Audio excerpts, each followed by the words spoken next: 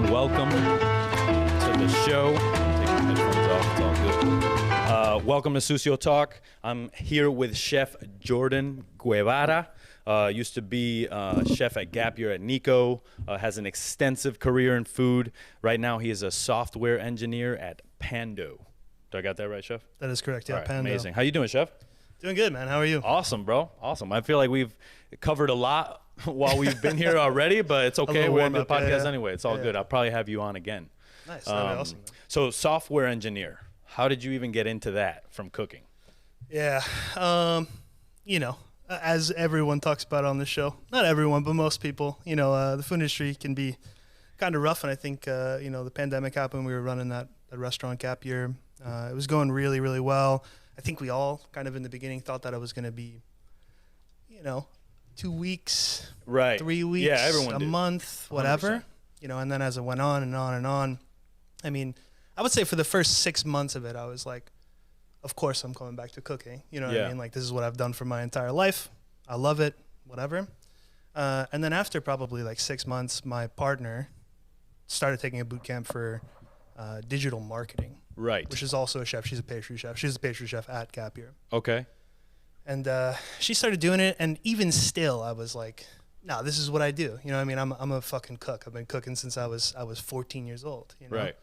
But I don't know. I was like, I don't know. Can I do something else? You know what I mean? Like, this is actually all I've ever done. Right. And I decided, like, I think that at least challenging myself to try something would be interesting, to kind of like go back to when you first started cooking, when you were young, when you first started something and you knew nothing. Right. And see if I still had that, like, that same energy and drive. Tenacity. Right, exactly, that I had when I first started cooking. So I started looking into it. I took like a couple online courses because, I mean, like, it's about the internet, right? Like, that's what they do. Right. So there's just like tons and tons and tons and tons of information and free courses and whatnot. So I took a couple of them, and actually I found out that I really enjoyed it because it's, I mean, like, in a way it's creative, not so dissimilar from cooking in a lot of ways, to be honest. Right. It's like, it's very technique driven, and it's like all problem solving, right? It's like a little bit like math. It's not super mathy, but it's a little bit like math, but right. It's just like looking at something, breaking it down into way smaller sections, and then completing little things at a time. To, right. It's like, you know, solve a bigger problem. And we're talking about coding here. Yeah, yeah. So, you know, I've heard a lot of people talk about coding in the simplest terms. What is it? Yeah, yeah. Like, what program do you code on? You know what I mean? I don't even know that. Yeah, yeah. So there's like there's things called IDEs, and this is like what you actually code into. I mean, it's really complex, but like at a base level, you pick a language, and some languages can do everything. Some languages are meant to do very specific things. Right. Like pretty much everything you see on the web is from a language called JavaScript, at least in the front end of things. So yeah, you pick a language, and then you literally write words to make things happen, like a website you use. You know? Right. It's all just syntax and words and if conditionals, like if this happens, then do this. If they click this, then make that happen. Right. So you're building a map for the website. Pretty much, yeah, yeah. And it's interesting because there's the front and the back, right? When people say like some people are front end engineers or web developers, you think of like specifically the things you see on your computer screen or on your phone screen is what that front end engineer is doing. They're building like what it looks like, what the button feels like, what happens when you click it, yada yada. And then there's back-end engineers, which, like, when a front-end engineer says like this button takes you to a different page or grabs this set of information, right, it goes to the back end, and the back end says, all right, we need to grab all of this stuff from the database, like a list of information, and then gives it back to the front end, and then the front end displays it. So it's like this constant back and forth between the front and the back. Right. Some people are full stack. The boot camp that I took taught full stack in, you know, mostly front end stuff, but taught you some back end stuff. And right. Currently the job I'm working on, I'm doing both, which is really super, super exciting. Cause I think, like, I don't know, not that it means much to, you know, this podcast, but the back end stuff is really interesting because it's way more abstract. Yeah. Like you're not building something that you can see, but you're still building something that is super important, right? Like the entire front end is based off of what happens in the back end. Right. Again, It's like not making charcuterie. Yeah, You know? exactly. It's like right, you right. don't know what the fuck this shit's gonna taste like in 6 months. Exactly. That's crazy. Yeah, Okay. it's interesting, and again, like not too dissimilar from a restaurant, right? Like the front of the house delivers the food to the people, and the back of the house makes the food happen. Yeah. Right?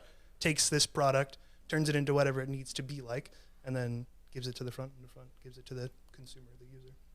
Yeah. My friend Tyler Vorse, who's one of the owners of Truffle Shuffle, he was telling me about engineers and how they think, and he's like, they're like cooks. They have their own dishes that they make that they're really super proud of, and like they talk shit to each other, like, oh, what is that? What, you don't know how to cook, or you know? I think it's a bit more polite, but there's a lot of shit talking. It's definitely the company I work for is like, honestly, I got so lucky, right? It's like a super diverse group of people. Yeah. No one on the team, or maybe one person on the team, only went to school for computer science. Like everyone else is like switched careers. Like our like tech lead, his name is Alex. He was in the circus for like 4 years as like a acrobat. Really? Yeah, like a trapeze swinger. Okay. Just like really interesting, diverse group of people like that aren't like, because you hear a lot about in the tech industry like people gatekeeping. You know, they're like, you know, you got to have 4 years of, you have to go to this certain university. Or that's like have us. 10 years if you of didn't work experience. Michelin, then you're no good. It's like, fuck that shit. Yeah, it doesn't mean anything. No. You know, and I think like, again, like I was really scared that I wasn't going to be able to do anything else because food was all I knew, right? And you realize how many transferable skills there really are. Like all that shit that you do cooking on a daily basis will transfer to whatever you do in the future, if you do something in the future. Right. You know? Like all of those bits of organization, the work ethic, every single bit of cooking transfers, right? The creativity, the thought process, everything. Yeah. Everything transfers, man. It's pretty wild. I think that I'm growing way faster than I thought at the company that I'm working at, and it's 100% because of work ethic, and that all comes from cooking, right? Right. Yeah. Okay. Well, you know, here on Sucio Talk, we take it all the way back. Yeah. So we're going to Tampa, Florida right now, right? Florida. Actually, born in Dunedin, Florida. Okay. And when I was 1, moved to New York, which is where both my parents kind of grew up. My dad was born in Puerto Rico. My mom was born in New York. Where in Puerto Rico? San Juan. Right. Both Puerto Ricans? No, just my dad. Okay. My mom is like mostly Italian, but like some German. Okay. Some Irish. Awesome. So food must have been really interesting growing up. Honestly, food was really dope. Like when my parents got divorced when I was in like middle school or whatever. Yeah. But before that, my mom like did a couple things, but she like ran a daycare out of the house. Okay. And she would spend a lot of time cooking. So like we would come home from school, or, you know, when we were younger, just like be at home all day or whatever. My mom would make like, you know, coursed out Italian meals like manicotti and like super sick salads and really delicious garlic bread and desserts and, you know, whatever. She was a really awesome cook. We grew up eating super delicious food. Right. And then when we moved to Florida, we were a bit closer to my dad's side of the family. So we would go over to my TT Sharon's house almost every Saturday. She would have this big fucking party. You know what I mean? Like only Puerto Rican people, fucking loud ass salsa music. Like everyone's like my uncle had like a little back room area. Yeah. Where they kept the dogs, you know, like all of his Rottweilers and pit bulls and shit. The wooden Puerto Rican machetes. Yeah, exactly. And he would, all of the guys would just like smoke cigars and fucking drink and play bones. Like they played dominoes all fucking night. Yeah, right? yeah. All fucking night was dominoes. All the kids would be out front. They had like a little basketball court set up, so we would all play basketball out front. And then, all the ladies would like hang out and listen to music and dance and cook and whatever. So we grew up eating like a bunch of Puerto Rican food too. And my mom like loves Puerto Rican food, so she learned how to cook it from my aunt. Dope. So she started cooking Puerto Rican food at the house all the time, which was awesome as well. And she would kind of put her like, you know, a little German spin on it. Yeah, a little Italian spin on it, you know. She would add some things here and there that made it a little bit different. That I think I did a Puerto Rican pop up. I don't know. I guess it's like 5-6 years back now. Okay, where at? You know Kim Alter at Night. Yeah. I used to work for her, but she let me do it at her space. So okay. We did a little. You see that Yelp thing that happened to her? So No, I heard about this thing that's going on, right? So basically it's like these families from other countries, super impoverished people, messaging on Yelp and being like, hey, we will tear you down with 1-star reviews until you pay us this money. Right. And that's not the only restaurant that's been the Morris, I think it happened to. I put a story out. Somebody in DC was like, oh, this just happened to me. It's crazy. Honestly, like, do you think it'll be the death of Yelp? I fucking hope that. I hope so, right? Honestly, like, I haven't read into it much, but you know, do you need to pay to be on the platform, like featured on the platform, or do you just get on it because people? Well, actually, I'm not entirely positive. I could be wrong. Yeah, but every restaurant that I ever worked at in like Gap Year was already part of Yelp. Yeah, because I've seen managers' responses from places. Yeah, I think you just need to create an account and you can list yourself on Yelp. Again, Gotcha. Not 100% positive. Don't take me for that, but it's all good. Yeah. You know, don't matter. But yeah, honestly, like, you know, I think Yelp ultimately did a lot of good for the restaurant industry. Yeah. Like, it made people really curious. But not everyone's a critic. Like, not everyone has to know your opinion on things, in my opinion. Not everyone's opinion is the right opinion on the thing. Right. So I feel like there's a lot of restaurants out there that could have been great had they been given more of a chance. Yeah, it's really a shame. And honestly, like, I think about, like, you know, you got people leaving reviews, you know, 1-star reviews, like, didn't eat the food but couldn't get in, 1 star. Like, get the fuck out of here, you know what I mean? Like, you've seen that shit, you know? I have. It's ridiculous. It's like, I mean, like, if you're giving, like, an actual genuine opinion about it, even still, I think, like, you know, fuck off a little bit. But if it's a genuine opinion about the food, about the service, it's a little bit better. But the fact that you could write a review, 1-star reviews over and over and over again to get money from someone, you know, it's like, I don't know, something's wrong with the platform. You know what I mean? The fact is, I feel like people live and die by Yelp. They go on Yelp, oh, this restaurant has 1 star, I'll never go there. And it's like, okay, what are you doing for that place? You know? I mean, funny enough, I go on Yelp to see what's around me. I don't like look at reviews and shit like that because it doesn't really matter to me. I'll like go on Yelp, see what's close to me if I'm traveling or whatever, and then look at pictures of the food and like decide for myself, you know? Right. I think that it's important that there's something like that, but there are many platforms that do that, right? Like, you can do that on OpenTable, you can do that on TripAdvisor, Talk. Talk. Well, Resi and Talk and all those kinds of apps are becoming sort of social media platforms. Yeah. Like, you can be on Talk, have a profile, like, right. You know what I mean? Everything. It's like coming, kind of becoming like an Instagram / like MySpace. Like, you have like restaurant profiles. Wow, chef. You're bringing it back. Yeah. But seriously though, it seems more like it's not just Instagram where it's a bunch of photos of food and whatever. Like, there's information, you tell a bio or whatever about a restaurant. It feels more like, I guess, like Facebook. Or MySpace or whatever. I would say Instagram to me is a scrapbook. Yeah. Of like, it's things that I want to remember, that I want to scroll through and see, because we all, as phones progressed in cell phones, and I'm sure you deal with this problem now, you have fucking 8,000 photos on your phone. You're not going to scroll through 8,000 photos. You know, so I feel like Instagram is that like chapter. Your chapter marking. You're like, all right, I did this cool thing, boom, put it right here. It's also a fucking popularity contest. 100%. But do you think that's another big issue? I feel like, because I use Instagram to promote my fucking podcast, right? And you should. Yeah, and it's like, but sometimes I ride that line of like, am I like begging for attention? Like, is this? I don't think like, so, is this man. right? I don't know. I definitely went through that when I was doing Gap Year. I was posting like as frequently as possible with all these new dishes and whatever. We were all following, like, bro. We all saw. I'm like, this dude's fucking crust work is amazing. Your dough, where'd you learn that technique? From Nico. Okay. So the dude that owns Gap Year, him and his wife own Nico. It was Nico originally, and now it's Maison Nico. Who's doing just pâté en croûte. But he's from France. I don't remember exactly where in France. Like, actually, it's like an hour outside of Paris. Right. And he's like this. I mean, he could be a fucking model. He's beautiful. He's like this.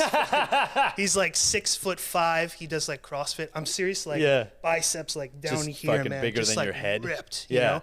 Like, one of the days when I first started working there, he did a triathlon in the morning, right? A fucking triathlon, like a real hardcore triathlon, biking, swimming, running, right? And it was 5 hours long. He did it in the morning. He came into work afterwards and started working. And I was like, chef, seriously? like just go home. You need to know what calm down, yeah, sir. just go I'm gonna home. have to You're, ask you're you to making go everyone home. feel real bad right now. That guy, honestly, one of the best chefs I've worked for, man. And his food, like, it wasn't necessarily like what I wanted to cook, Right. especially as like a younger cook. I appreciate it more now that I've been cooking for a little bit longer. But this is like the type of chef that is there before you, leaves after you, and it's not to make you feel guilty. He's like taking out the trash with you. He's fucking scrubbing the plancha at the end of the night, and not like on occasions, like every fucking night. Right. At the end of the night, he's scrubbing a flat top with you. Right. You know what I mean? Like, they don't make people like that. No, they don't. You know what I mean? They don't. And I feel often like a lot of chefs will do that to make you feel guilty. Yeah. For sure. It's not. It's just like in his head, this is his establishment, right? Right. And he's like, gonna. who would he be if he left 2 hours early and let you break down all by yourself or Right. whatever? You know what I mean? He was like a very genuinely good person. Yeah. Like, he really cared about the happiness of his people, which, as we all know, is a not something that happens very often. Exactly. Yeah. And how long before you took over Gap Year did you work at Nico before that? So Nico was funny. Like, I had just finished Bocuse d'Or, and I decided that I wanted to do my own food. I was feeling super fucking inspired. I bet, man. From working with now Kirkley. Bocuse, like the Olympics of cooking, right? And we'll get into that later when we get back on the trajectory. But what's it like partying at Bocuse? Because like it's got to be like the Olympic Village. Yeah. There's fucking chefs out there trying to be the best. Like those are wild people. Yeah. Or is it like, no, go to bed at 8? Dude, it was like go to bed at 8. Very strict. Honestly, like we were so hyper focused. Yeah. You know. Is there any other teams that you're like, how are these guys doing this? Yeah. It's like honestly, going out partying and fucking coming back and crushing it. Oh, actually, you know what? I don't really know. I know the Argentinian team, when we competed in Mexico, was pretty. They were having a good time. Yeah, they were getting after it. Yeah. We made they good win, friends Chef? with them. I think they got third in Mexico. Okay. Argentina. Yeah. They did really, really good. The dude that was competing for them had worked at Geranium in Denmark. Oh, is that how you say it, Chef? Geranium? I think it's Geranium. I've been saying geranium my whole life. It's probably geranium for us, but I've heard it pronounced geranium. Okay, so we're just going to say geranium now. We're going to say geranium and geranium. It's all good. Whatever. Yeah. Anyway, so that dude, Rasmus Kofet, I think his name is, he has done Bocuse for like 10 years, right? So like it happens every 2 years. He got third place one year, his first year competing. He got second place the next time he competed, and he did it again to get first place, right? And then after that, coached for 2 of the years as well. Right. He's been doing it for a really long time. Right. He's like super, super into it. So I think like being in that environment for the dude that ran for the team in Argentina, I can't remember his name, but he was like into it, like he loved it. Right. It's interesting. Like Bocuse is like a really, really big deal for a lot of countries, but in America, it's just kind of like. People that have been doing it in the industry like know about it, but like in France, normal people know what Bocuse d'Or is. Yeah. Okay. Or like go to the competition. You know what I mean? Really? Yeah. Okay, that's what I was gonna say. Like, who can you go spectate, and how many people are spectating? Yeah, there were. I think there were 10,000 people there when we were. Okay. When we were doing the competition, but yeah, it's huge. It's yeah. like a Well, huge since we're on this stadium. topic, let's just break it down. Yeah. Bocuse, how do you get picked for that yourself? First as a restaurant. And then as your experience as a cook. Yeah. So there is an organization called Mentor BKB. They're kind of a not-for-profit. They help like young chefs like do stages at places. They give like grants and stuff like that. Right. It's a great organization, honestly. But they also raise funds for Bocuse. So every year every 2 years they hold a competition. For as many teams that sign up. It could be 3 like the year that we competed, or 10 if there were that many people interested. Right. And you have to compete for your spot as like Team USA. Okay. So I met Kirkley, and when we go back we can talk a little bit further about it, but like Kirkley took over Qua when I was working at Qua. Right. And I met him there, and we became pretty close. Like when he took over, I put in my notice because I was like had been at Qua for 2.5 years, and I was like, I don't know if I want to like go through that change another of guard. transition. Right, exactly. Yeah, it's So like getting a new dad. yeah, exactly. You know, at a place awkward. that you already feel like I had been there for a really long time. I understood Qua like deeply. And I didn't want to like see it change into something else. Even if it was going to be better, it was like, and then be my that brain guy wasn't ready that's for like, it. we used to do it this way, chef. Exactly. I didn't want to be that fucking guy. You know what I mean? Yeah. And I knew that I would have been that guy. Oh, of course. So I was like, we're all I gotta, that guy. I got to get out. You know, I don't want to look like an asshole in front of this dude. Yeah. And I knew about Kirkley before from L2L, right? Like, right. I knew his food was fucking crazy, you know? And probably part of me leaving was just being scared, to be honest. Like, seeing that type of food, like, the food we were doing at Qua was intricate, but the food that Kirkley was doing at L2O was, like, next level, you know? Right. And I had never cooked food like that, you know? Like, my knife skills were pretty good, but they weren't, like, you know, perfect 2 millimeter Brunoise. Yeah. Anyways. I could never. Yeah. I'm so, like, that's my Achilles heel when it comes to it. I remember I was prepping this dish one time, like we were doing R&D at Meadowood, and Chef John comes behind me and he's like, "Oh, are you doing a dish inspired by shitty knife cuts?" And I'm like, "Yes, chef." You know, so so you know, I had met him. I had put in my notice. Everyone else was staying, so he actually ended up working a station next to me. Our fish cook walked out. Right. James Lee, I'm looking at you. James Lee walked out, bro? You know James Lee? No. Oh, okay. Well, let's call him out right now. James Lee is one of my best friends. Okay. Honestly. He worked for me at Gap Year. I brought him to work with me at Gap Year. Okay, got you. He was like my walked out during service? Right before service. He finished his prep. Oh, okay. Left notes. He like put tape on everything. He said, cook these specifically in Yeah. the steamer for 5.5 minutes. These get steamed for 6.5 minutes, whatever. He was super caring because he knew that I was going to have to work that station that night. Right. But he's like, I'm walking out of here. Yeah, he was done with it. I don't give a fuck. If anyone knows James Lee, they know about his history. He's honestly like, I think maybe the best cook I've ever worked with. He's a wonderful human. He's just doesn't take shit, you know what I mean? And he was getting too much shit, and he decided it wasn't fucking. It's not worth it. Yeah, for sure. There's some people that don't live that yes chef life. Yeah. Even though they're in it. He is that yes chef life if he respects you as a chef. Right. Like okay, he's one of those. You got to earn it. He fucking loved Nico. He worked with Nico before we were doing Gap Year, right? Right. He loved him. He'd do anything for him. Honestly, like not that Nico was abusive at all, but he would take the abuse from Nico because he respects how hard that man works, right? Right. But if you're just like, you know, the chef that comes in 5 hours later, service, right? Exactly. Yelling at people. You know, why is this like this? Like, who are you to yell at me, motherfucker? Yeah. You weren't here all day. Yeah, exactly. I was here. I've been here sweating my ass off for you. Exactly. You know? Anyways, I didn't hate James at the time for doing that. Like I totally understood, you know? In fact, like the courage that it took to do it, right? Yeah. Was pretty amazing to me. And how he did it was pretty badass. Yeah, it was pretty badass. He It's not like he left, you know, with you're fucked, you don't have any fish. Yeah. Like, didn't do any prep. Like he prepped everything and more of everything and left instructions on how to cook it properly and whatever. He loved us. He just didn't love what was going on. The place, got you. Anyway, so Matt Kirkley was working fish station because James had left, right? So we were working next to each other. I was working meat at the time at Qua. And we would just bullshit back and forth. And I think that he like kind of decided that he was okay like being friendly with me because I wasn't going to be his cook. Right. Because I was leaving. Yeah. So we would, you know, get a fucking tall boy and sit in the alleyway and drink a beer and talk about, you know, French cookbooks and whatever, you know? So I kind of got close to him. After that, my partner, I left Qua, went to go do single thread. My partner was working at Qua. She became the pastry chef there. Right. And I would see him all the time. I would go pick up my partner at the time and like hang out with Kirkley and whatever. We just kind of became friends. And I remember one night, at that time I was working at Lazy Bear and I had just started there, unfortunately, which I still feel bad about. But I went to the bar with the whole Qua group. Right. And I was talking to Kirkley and Kirkley was like, hey, I'm doing this thing. I wanted to tell you about it. I'm doing Bocuse d'Or, which I had already known about. He's like, and I was wondering if you would like to help. And you were like, fuck and I was like, yeah, instantly. I That's said the yes. Olympics, bro. Right, yeah. Like I there's no way I could have said no. And I knew that I was gonna be crazy. Yeah. Right?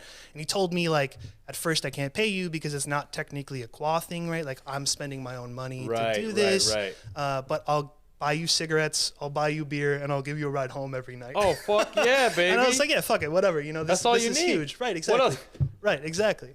So, so that's what I did, man. I put in my notice the next day at Lazy Bear. I felt really bad because I had taken a sous chef position there, and I had only been there like, I don't know, 4 months or something. Oh. Which is shitty to do, but it was like, I think David Barsley understood. You know, it was like a once in a lifetime opportunity. Well, like, when it's does that like, happen? you right? know. Yeah. So he was cool with it. Put in my notice the next day. I started a month later with Kirkley, and then we trained for, I think it was 3 months before we did the competition in Las Vegas. Right. So that was the competition that got us to be Team USA. Okay. And then there's 2 more competitions after that. One in Mexico, which is like the qualifying for like the big competition in Leon. Right. And then you actually compete in Leon in the next year in January. And this, the facility that they do it in, is it the same facility every year? Is it like a stadium that they rent out and put camp kitchens in? The actual competition? Yeah. They do it at a place in Lyon, France, every single time it's in Lyon. Yeah. And it's called the Syrah. It's like I think it's like a big hotel chain Yeah. or something like that, but they have like huge like convention centers as Right, well. right. So it's in a convention center. It's also like a food show. So like there's a competition happening in one section, and then everywhere else it's like people selling, you know, breast chicken and like cheeses and Okay. whatever. It's like a huge thing. So not only do people come for Bocuse, but they come for the food convention as well. Okay. And then how does the competition break down? Are you judged on dishes? Are you judged on entire meals? It's everything. So Prep too? yeah. Like they're looking at your mise en place, like, look at this sure dice sucks. Like that, but also like cleanliness of your station, timeliness, organization, everything, right? Like every single thing that you as a cook are being judged on by your chef or whatever, they're like actually critiquing. And who's the judges? Are they former chefs or are they like critics? No, these are like MOFs. Like, you know, they're all walking around with their medals and like you know, French flags on their CEC. Yeah. No, but like MOFs though. Yeah. Like you know, I don't even remember what that thing is called. The certified CDC or whatever. Oh, the certified master chef. ACF. The ACF, Yeah. American Culinary Federation. Something like Foundation. that. Yeah. Not that. MOF is like a really big deal in France. It's Okay. like, MOF is like a thing where, and it's not just for cooking. It's for literally any trade in France, right? Like a cheesemaker, a shoemaker, a person that makes clothing, a person that makes hats, a painter, like anything, right? Like Dude, they take care of their craft so much over there. Right, exactly. They love it. It's really important to them. And like you go take a test for whatever trade it is. Right. And you can be certified as an MOF. And like, you know, people, when you're looking for a high quality jacket or a great meal. Okay. In France, you can think like, okay, is this person MOF certified? I don't know how important it actually is. There's tons and tons of really talented people that don't do it, right? Like that don't care to be certified or whatever. But it's like maybe like the Michelin system, but for any trade in France. Right. Anyway, so tons of MOF chefs that are like walking around. That is insane. In France, you can only have the French flag on the neck of your jacket. If you are an MOF, like it's like restricted for that. Okay. So that's how you know. But yeah, it's like tons of chefs. I mean, like they split the judging into 2 different sections. There's judging for like actual taste presentation of the food, and those judges are like how they do it is that there's one judge from each country competing, right? Okay. So that it's not like, you know, a bunch of French chefs that are like rooting for France to win Exactly. and you know, cheat or whatever. So it's one. Would they do that, chef? Are you saying that? Yeah, they would absolutely. Yeah, they care about it that much, chef. I will say. They care about it for sure. You know, sabotaging shit in the walk-in. Do you guys have different walk-ins for your prep? Like, is your prep completely split? You get like a little booth. Okay. And in your booth, you have like, they give you the exact specs, right? So like, they're like, we're going to use these specific types of refrigerators. You're going to have this much space on this side of it, this much space on this side of it. There's going to be a blast chiller. There's going to be a convection oven that's, you know, this by this inches, whatever, right? They tell you exactly what it's going to look like, the size of the tables, everything. And all of that shit matters, man. So like when we found out the specs for each of the competitions, we would set our kitchen up exactly like it so that when you're practicing your movements, right? You got to remember that every second counts. It's 5.5 hours is all you have, right? With 2 people, that's it. It's just the chef and a commis. So it was you and Kirkley. No, I didn't compete. Okay. So we're just part of the other team, right? Oh, all right. So it's Kirkley as the chef, and then a commis, which was Mimi Chen, which is the greatest lady I've ever met in my entire life. Mimi Chen, where's she at now? She's in New York doing her own like little pastry thing. She's wonderful. She was going to a culinary school in New York at the time. She's from like Staten Island, and they kind of like mentor kind of pairs you with you know, young cooks that are like excited enough to do something like this, and she was part of the mentor program. So Kirkley found out about her and chose her specifically to be his commis. Okay. And the only rules for the commis is that they have to be under the age of 21 by the time that they compete, right? And you train for 2 years, so you have to find someone that is like just turning 19 in order to have them as your commis. Right. And then there's an entire supporting squad, which is what we did. Me and Alice and Danny and Ethan Hodge, Paris. There's a bunch of people, right? And then there's also a coach. The coach doesn't touch any food, but the coach sits at the front of the pass and tells you how you're doing on time, like if the oven buzzer's going off. Like I set up like the coaching system for the first couple things, and I coached the one in Las Vegas. And we had like apps that, you know, every single timer that would happen during the run, because you just do the same thing over and over. So every single timer that would happen during the run was already set up. So when Kirkley put whatever into the oven, I just press the timer. They don't have to think about it. Timer goes off. I say, hey, you know, Kirkley, you got 1 minute until your tuiles come out, whatever. Right. So that he's thinking about it, and then I tell them, hey, tuiles should come out right now, or the coach. So at the nothing time. Burns, nothing. They don't have to think about small shit like that. Right. Like they're just focusing on cooking, and everything else is taken care of by the coach. Right. It's really interesting. It's like a completely different world. Yeah, that's it's like a sports game. Seems like. Yeah, it kind of is. You're like, tuiles are coming out of the oven. Right. Covering your mouth. It's also kind of like a performance, right? Because like you do the same thing every day, sometimes multiple times a day. It's like a play. Once you've built your dishes that you're gonna do, right? You just run that same run over and over and over again. And what my biggest responsibility when I was working at Bocuse was working with Mimi and with Kirkley, but mostly with Mimi, which was the commis. And when we first started our run for Lyon, it took her 9.5 hours, which is obviously not good because it needs to be 5.5 hours, right?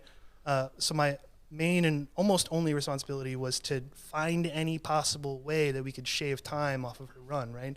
And little shit, right? Like I remember one of the revelations for me when trying to cut off time was like, all of the little things count. Like she was cutting, I don't remember what it was. I think it was zucchini or whatever. And she had her cutting board and she had her zucchini here and then whatever she was putting it into on the left side of that.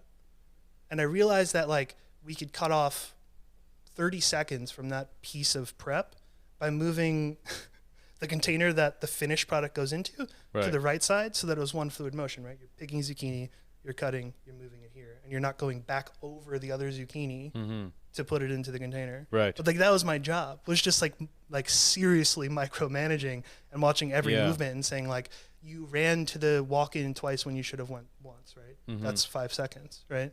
Damn, it sounds like that position should exist in kitchens. Right, yeah. You know how much fucking tighter we'd get, bro? Yeah, seriously. But that's really the thing. I imagine paying someone, but aren't you just paying for someone to make mistakes that they can't see? Right? It's almost like better to put it all in one person and be like, hey. Yeah. It's like a great coaching technique for sure. Yeah. It was really cool, man. And honestly, like, obviously, I feel like a lot of cooks would take that the wrong way, like if you were to do that to them. But yeah, it's definitely something that I thought was important moving into like managing, right? Is like not saying like, hey, you're wasting time doing this. Being like, hey, you could be a little bit faster if you just move it here. Take it or leave it. You know what I mean? The take it or leave it method is the most effective. Yeah. Because I've come to this understanding, no one actually wants to do what you tell them to do. Yeah, no, like they just want to do their own thing, you know? So it's almost like, it's your choice if you do it. Right. And the best chefs that I've worked for, that's been their technique with me. You know, it's like, I think also like, you know, Kirkley's talk about it all the time. Lead from the front, right? Like you want people to do things the way that you do it. You should show them how you do it right next to them, right? Like pull a board, do that prep project with them, do it the way that you told them to do it, and show them how much faster it actually is. Yeah. And they'll go, damn, it's true. Yeah. I'll move it over here. You know what I mean? That's the best way to do it. It's the best way, in my opinion. Show by example, for sure. For sure. Lead from the front. Yeah. So Bocuse, god damn. Yeah. So the system, like what you're actually making is like, they give you 2 themes each time, right? So like when we were competing in France, the first theme was a thing called chartreuse, not the drink. It's like a classic French dish. It's actually a funny story behind it. But really what it is like a big tranche of foie gras with some mousse, and then it's like covered in vegetables and like a really cool pattern, right? It's a super classic French thing. What's the funny story behind it? So the Carthusian monks, the people that make chartreuse the drink, right? They're vegetarians. And the story is that, everyone in France, even if you're a vegetarian, loves foie gras so much that they would get foie gras and cover it in a bunch of vegetables so that they could go back to their chamber and eat foie gras without anyone knowing. Okay. Which is why they covered it in vegetables or whatever. I don't know how true that is, but that's the story that goes around about it. I mean, if I was a monk, I'd definitely be doing that. But instead of it being foie gras, it was supposed to be, inspired by chartreuse, but with like a specific set list of seafoods that you could use. It was like cockles and oysters and mussels and I think prawns or something. I don't remember Right. exactly. So we had to make a dish based off of that. That dish you would present whole, and then you would show it to the judges, and then take it to a table, and then you had to serve it. You had to like cut it, carve it, whatever you wanted to do with it, and then So put it there's on the actually plates. service too. There's service for it, yeah. And still, it's only those 2 people, right? Is there any beverage involved with anything? No beverage. No wine or anything like that? Yeah. Okay. And then the other part of it is that they give you a protein. We got veal rack. Ooh, that's and nice. You have to make a giant, like, crazy elaborate platter. We had 12 judges that we had to cook for at the time, so it was one platter with 12 of each thing. There's supposed to be 3 garnishes, which aren't really garnishes. They're like super intricate little like one-biters pretty much that go onto the plate. A sauce, and then the protein. It's crazy that up until now, any food competition that it has to deal with French food at all is always platters. It's always like buffet, like aspic, fraud sauce and shit. So it's like it's super interesting, and it's like there's like a lot of pride in it. It's really funny. It's super antiquated, and like honestly, I think the competition is a little goofy, to be honest. In my opinion. Okay. I think it's just excessive, and like I don't know. Yeah. It's weird. But do you think like, every year the NFL has a Super Bowl? Yeah. Right? Is that too much? Yes. No, but I think it's different, in the grand right? scheme Like of things. you're working towards that as part of a team every single day of the year, and I guess you kind of are for this competition as well. But it's just like maybe it's not excessive. I don't know. It's cool. I don't think that I would take part in it again. I guess. Is it just the stress part of it? Is it not? Nah, I love the stress. Right. It's my favorite. What are the worst parts about Bocuse that you're like? It's very political. It's like the organization that funded us, and there's like there's a lot of rules, and like you got to be, You're saying there's a lot of scumbags involved. Chef. Yeah. It's okay. You know what I'm saying? Well, I think and that's for all teams. It's not just for us. There's just like a lot of politics with the judging. Like the year before we went, USA won gold for the first time ever. It was a really big deal. Mm-hmm. That was Friends Laundry, no? Yeah. Phil Tessier and Matt Peters is the name. Got you. Yeah. And Harrison Tyrone. Tessier is the shit. He's up there at press right now. Dude, killing it. He's fucking at press. awesome. Yeah. He was the coach. So he competed the year before and got silver. And then he coached the next year for Matt Peters, and they got gold. Mm-hmm. Anyways, I don't know what the truth is. We got 9th when we competed out of 24. And I definitely don't think that we put up like winning food. Like there was definitely platters that were better than ours, period. Right. But I don't think that we deserved 9th. But there was a lot of talk around town that like France was really upset that USA won. Really? Of course they're always mad when we win. Yeah. And the I like that rivalry though. It's nice. Yeah, I'm into it. You know what I mean? I like it. But all I'm saying is that there's a lot of politics involved. It's not black and white. Anyways, I think it was a fun thing. It was really, really interesting to experience. I might in the future go again because it's really fun, to watch these people. I mean, these people are like, everyone that cooks is dedicated to their craft, but these people are like very fucking dedicated. It's the best of the best. It's it's like the LeBron James, the Michael Jordan, And we were talking about this earlier because we're moving into this new phase of fine dining, right? And what that means. It's like, how do we create greatness with the same intensity, but not necessarily offending people, harassing people, right? Can we get there? Do you think that there's a way to coach respectfully, aggressively, basically? Yeah, it's a hard one, man. Honestly, like, I think what is going on right now obviously is not working. Yeah. Right? It's a huge reason why I don't cook anymore. I don't condone anything that has happened to me. Right. You know, the way that I've treated people, like Right. any of that shit, right? Like, none of that is right. Have you ever called anybody that you've treated poorly and sort of apologized? Is there? Yeah. I'm sure there's a few that come to your head where you're like, Yeah, "Ah, fuck." totally. I've actually 3 people. Yeah. When I first started becoming a sous chef, I was like, you know, stupid and fucking cocky, and you know, wanted to prove a point to a lot of people.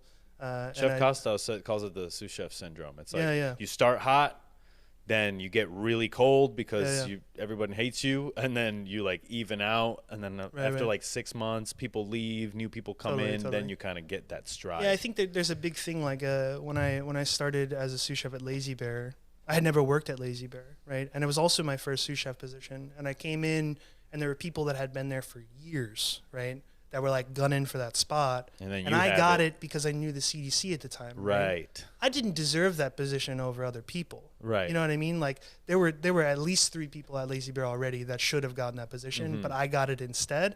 And there was a lot of animosity because of that, you know? Right. And was that very apparent before you even got the position? Like, I'm going to I didn't even stage. They just hired me, dude. Like God. I called Chris. I said, hey, you know, I'm done with single thread. Yeah.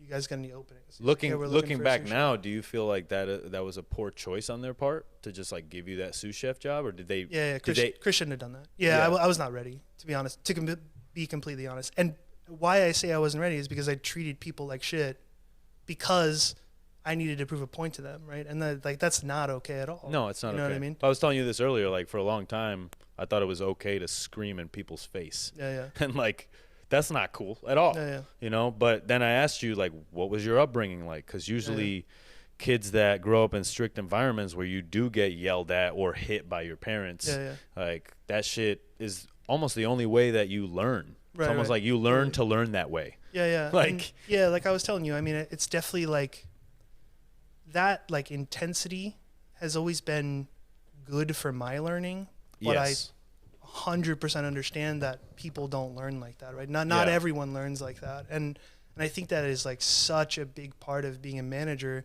is understanding that every single person that you're dealing with learns a different way, right? They feel different ways about things, and you need to be able to pinpoint what that is for each individual, and you know, give your mentorship in that manner instead of just like, this is how we do it, this is how I was brought up. Yeah. Like now you have to fucking listen to me. Exactly. You know what I mean?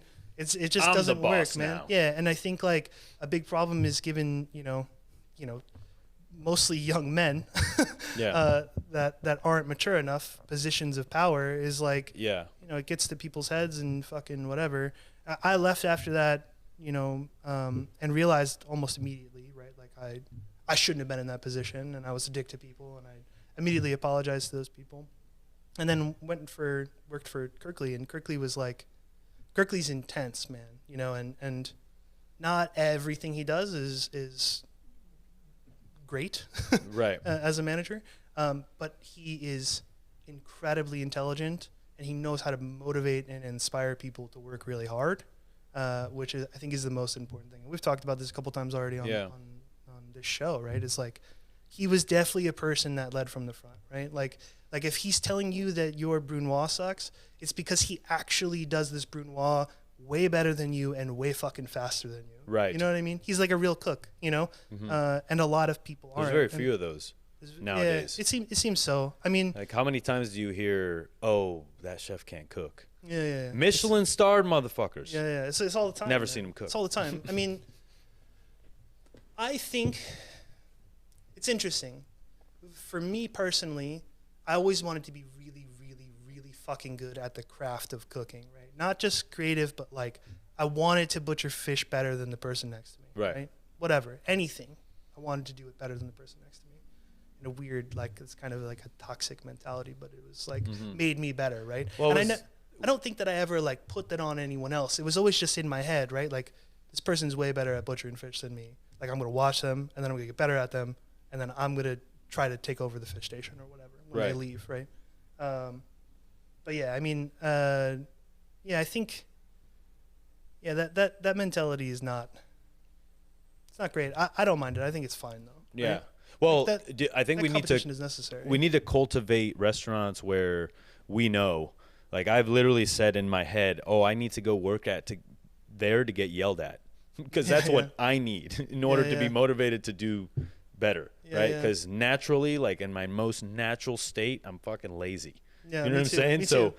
it I say really all the time. Like, if I have the chance to slack off, I'll slack off. exactly. Sure. So it's like making humans sure, in general will do that, making right? sure that I was at a place that didn't allow that wasn't an option. Was where I was at. And I think that there's value in that, and I think we need to understand maybe how to get there again at some point, just because, like, we all like sports, everyone, is into whatever, you don't, and maybe it's because it's separated by gender in sports that you don't really, there's no real abuse because, the women aren't there. So what are you going to do? Or the men aren't there, whatever it is. But when I look at a guy like LeBron, like he is the best at his craft, and I feel like there's a lot of cooks that had that same tenacity, but over the years of abuse, it just got beat out of them, and they're like, "Fuck this! Like, what am I doing?" I mean, like, I think we did a really good job at managing people at Gap Year. Okay. And I think a huge part of that was, like, I had worked for a bunch of really fucking hardcore people. Until I worked for Nico, and then Nico was like genuinely kind. Yeah, right? and you were like really a good person. And people. That's what prepared me for Meadowwood. Like, the guy I had before them, Jake Rojas, he's crazy. You know what I mean? And he was much harder on me than Costau could ever be, and it sort of gave me this like confidence of like, whatever, roast me, dog. Like, like this other dude would swing on you if he never swung on me, but like that's how it felt. You felt that scared that you're like, he's gonna hit me. I mean, I've heard many stories. I have friends that have been like actually assaulted on a line. Like none of that is okay, man. Like it just can't continue. It can't continue. And I guess what the point I was trying to make with Gap Year being like a better place to work is even still, right? Like that type of work, like we were working fucking 18-hour days every single day of the week. Me and Alice were going in 6 days a week, every single week. It was just, we were exhausted, right? And there's just so much to do. We had seriously 19 savory dishes on the menu. There was a la carte and tasting, and there were 4 cooks, right? It was a garde manger station, a meat station cook, a fish station cook, a sous chef, and then myself, right? And then there was Alice doing pastry all by herself, right? It's like not enough people to be doing 60 covers, like that type of food. No, definitely not. With 19 savory dishes, right? It's just like, and every dish has 19 components to it, so you're like, ah. Yeah, I mean, it was too much, and we were just like dying. And even though I think we tried to create like a good culture, it can never be an actual good culture because everyone is exhausted and cranky and overworked and underpaid. Like, when we were figuring out the pay structure for Gap Year, they gave me a limit, right? They're like, this is how much we can afford for back of the house labor. And I was already making like not enough money for what anyone does in the cooking industry, right? And I was like, okay, well, I'm definitely not paying these 4 people that little, right? Yeah. So I was like, take cut. $20K off of mine, and we'll just disperse that between the other people, right? And as I was telling you before, everyone that like joined the team at Gap Year was like a friend of mine, which hurt more, right? That I wanted to pay them more than I was getting paid. Right. You know what I mean? But you just fucking can't. And like there's this vision, right? You're like, well, if we just fucking kick ass and we're super busy and whatever, like we'll all be able to get raises. Like that shit's never gonna happen, man. Like the restaurant industry is just broken foundationally, right? Like we were doing really well towards the end. We were only open for 3.5 months before COVID right took over, right? Yeah. We were doing really well. We were fucking super busy. We were like hitting profitability, right. which is doing food you love. Right, exactly. It's like the trifecta and right like there. I think we had definitely gotten to the point where we're doing too much. Like we need to pare this back. Like either we need to do just tasting, or we need to do only a la carte so that people have less dishes, whatever. I think we would have gotten to a place where it would have been better, bearable. Right. That right? sweet spot. But it would have never. It still never would have been a good culture, right? The work is inherently hard, right? And I think that if you could actually have a schedule where people like legit work 8 hours a day, they get paid like an appropriate amount of money. Right. Not like, oh, we pay over minimum wage, right? Like that doesn't fucking mean anything. No. This is skilled labor, yeah, man. It's $30 an hour, bro. James Lee, who was the fish cook there, has been cooking for 10 fucking years, right? Like in what other craft or trade do you cook for 10 years and make minimum wage? Yeah. And then move to another restaurant and start at the bottom. Right. Like usually corporate. It's crazy. You know. I mean, like, and the problem is like you can't charge more for food because people won't come. Right. Because there's a restaurant that's doing something similar to you that's charging $50 less, whatever. Right. And because of that, you can't make a profit. Right. Like a lot of fine dining restaurants run on like if you're hitting 4% of profit, that's like fucking killing it. You know what I mean? That's not good, especially when your revenue is so low. Margins. Right? Yeah. It's broken. Yeah, the nature of the system is definitely broken. And I think that's like a huge part of why I left, right? It's like, I don't know. I mean, I love it more than anything. Like I would go back in a heartbeat, but I don't have the solution. Yeah. You know? And I also don't want to be a part of the problem anymore. Yeah, exactly. Yeah. Because I I did an event a couple weeks ago. I'm just doing events sparingly. And like I haven't gone hard in a little while.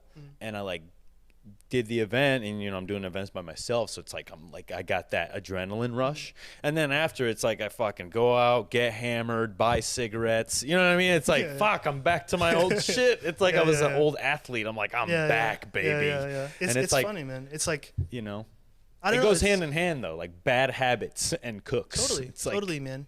It's weird, and like I personally don't know how to break it. You know, like I think that there's a lot of really great conversations happening in the food world about things to fix, but it's going to actually take people doing those things. That's what I mean, because we spend a lot of time debating and talking about it, but we don't spend a lot of time doing. Yeah. And that's honestly because we don't have any fucking money to do it. You know what I mean? There's never been like a large company in our world that makes a lot of money and also like puts it back into it. Like how cool would it be is like look at restaurants like Chili's and Applebee's. Like let's be real, they're not great restaurants, but at the end of the day they're a job for somebody, right? They pay the bills. Totally. But it's like those are the restaurants, those restaurant groups that should be putting most of the money back into the economy of restaurants and making foundations so young cooks can go learn. You know what I mean? Buddy. Yeah, exactly. It's like when things become a business, that's when everything becomes fucked. Right. And then I ask myself, I'm like, what is success? Yeah. You know, because I've personally chefed for, you know, millionaires that it's like they got to have fucking 8 nannies at the house to deal with their kids. And it's like, I told myself, I'm like, look, I want to be a millionaire, but not like this. Yeah. There's not going to be a fucking day where I'm like, oh, I need 3 fucking nannies to take care of my kid. Right. No offense if you live that life, whatever, but it's very impersonable for me. And Totally. I don't know that would be weird because I'd be like, where'd you learn that from? Oh, yeah, the 3 other fucking people that live here. You know what I mean? Like, I don't nanny number 4. Exactly. It's like, no, I'm not playing that game. Right. It also makes the kids bossy. I've realized. Because they get what they want. Yeah. And they're all like, you know, oh, you put my toy in the wrong place. And the nanny's like, oh, I'm very sorry. I'm like, bro, my mom would have been like, excuse me, house. Motherfucker? Yeah, like, you know what I mean? So I'm like, yo, this is the toy goes where I fucking say the toy goes. Exactly. Yeah. And I think that's why we're at where we're at, because it's generations of kids that were raised that way that literally had employees their entire lives. Never did anything for themselves. So they learned how to be bosses that way. And to be honest with you, all those people are politicians now, right? So that's why we're in this fucking boat. Let's be real. Totally. You know? Yeah, it's interesting though. I mean, like, you know, those people are all around though, right? And you think about other industries. I mean, like the tech industry certainly has its bad parts of it, right? Like you hear horror stories about companies like that too, right? But not every fucking restaurant, you know, not every fucking company is like that, right? Yeah. It's every company. Even the good restaurants are still kind of shitty. That's what to I'm people, saying, right? Yeah, because there's no way to be successful if you don't fuck people over. I feel like you need to, like, if you reach a certain level of success, it's because you've trashed other people on the way up. Yeah, you got to burn bridges to make it happen in the Exactly. restaurant industry, and it's like, I don't know, man. I love it. I love cooking food more than anything. Yeah. I would do it in a heartbeat if I could do it and be around people that were actually happy. Exactly. You know? Yeah. It's hard. And that's the crazy thing right now. Like, dude, what I do is maybe not as exciting. Like, there's definitely things I miss. Like, I miss, like, the smell of things. You know, like, the person on the station next to you cracks open a Mandarin for the first Mandarin of the season. Like, you get that waft of orange smell or whatever. Like, little things like that, like, I miss a lot. Grease trap. Right. Yeah, Just, exactly. you know, humble you down a little bit. You know. Exactly. Right. Cleaning the trash cans, whatever. Like, I honestly miss shit like that, right? But, like, the people I work with are really happy, dude. Like, actually happy. And the amount of work that we produce and good work we produce is amazing. You know, it's amazing what, like, it's a small startup that I work for. Right. The engineering team, I think, has like 6 people now. And the amount of stuff that we do on a weekly basis is like mind blowing. And it's genuinely, I believe, it's because people are paid the proper amount of compensation.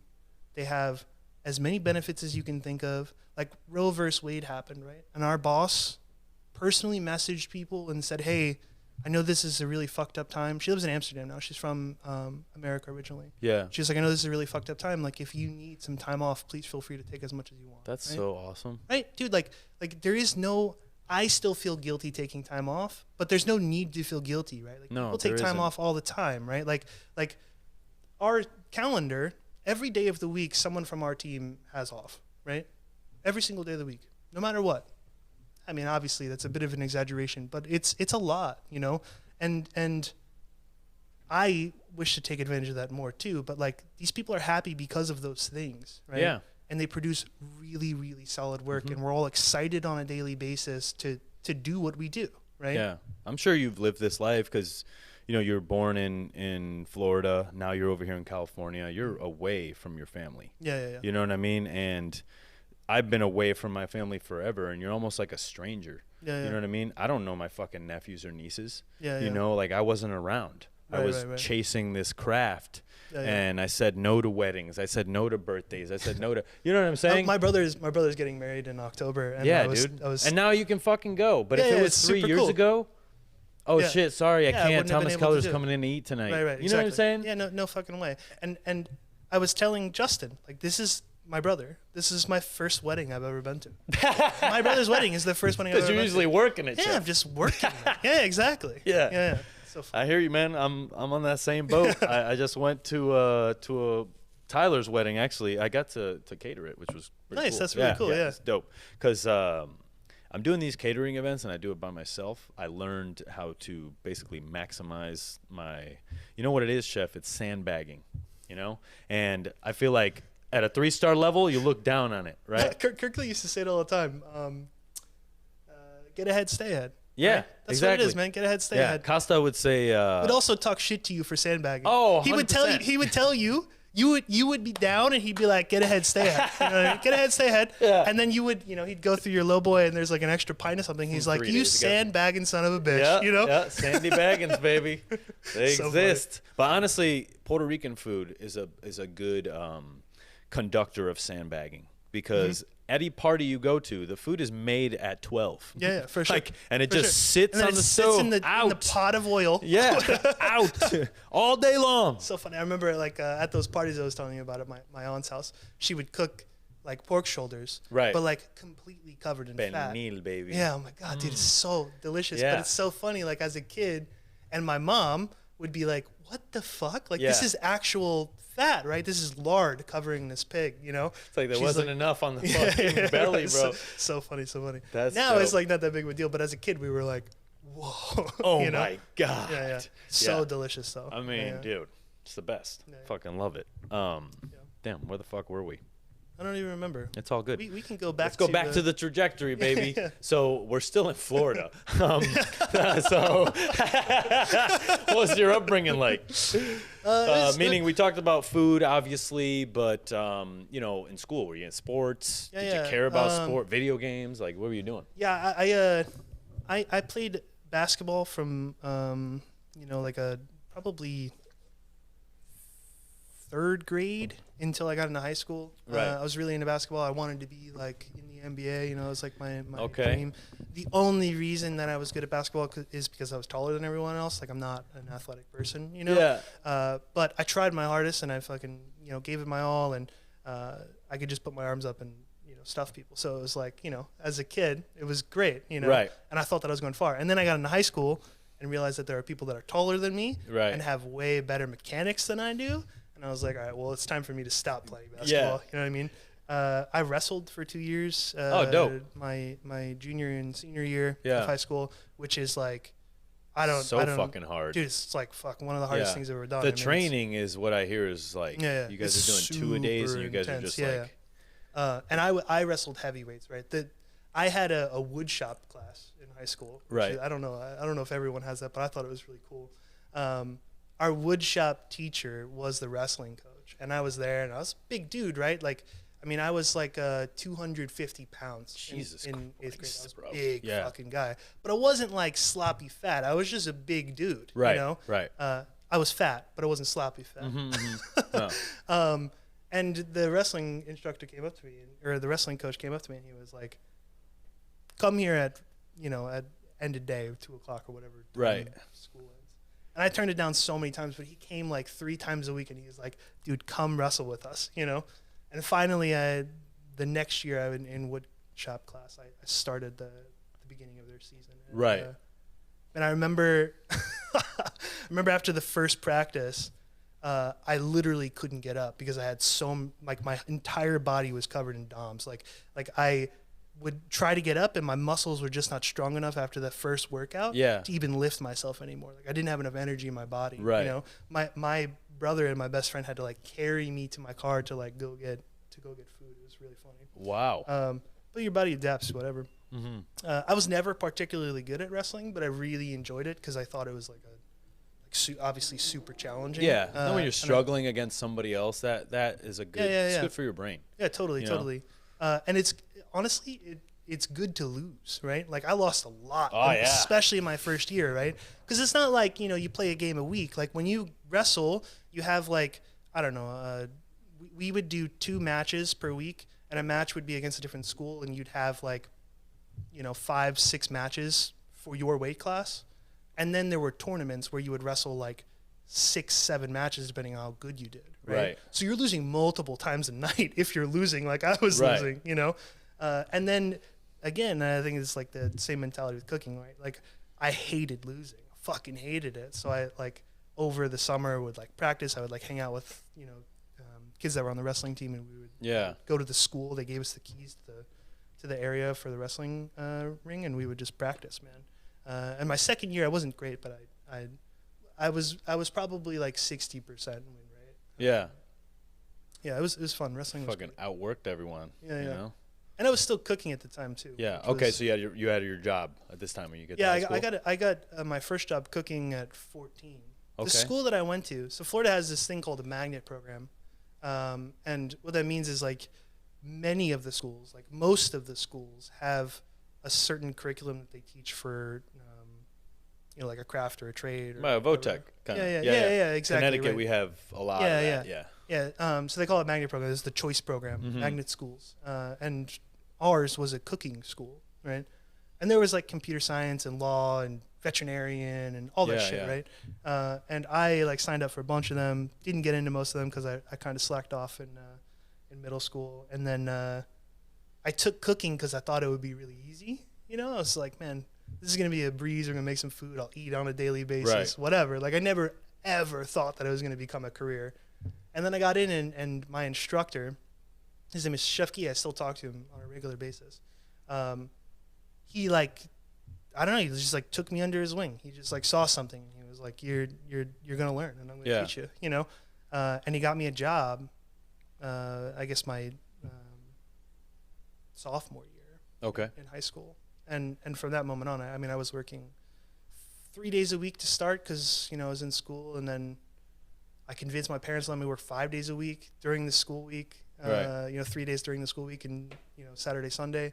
And then by the time it was like junior, senior year, like I was barely going to school, to be honest. Like I was working at a hotel, and I was working more hours, like probably 10, 11 hours a day, which means that I would get home late at night and I would go to sleep. I would try to wake up for school, but I'd be like, it's not happening.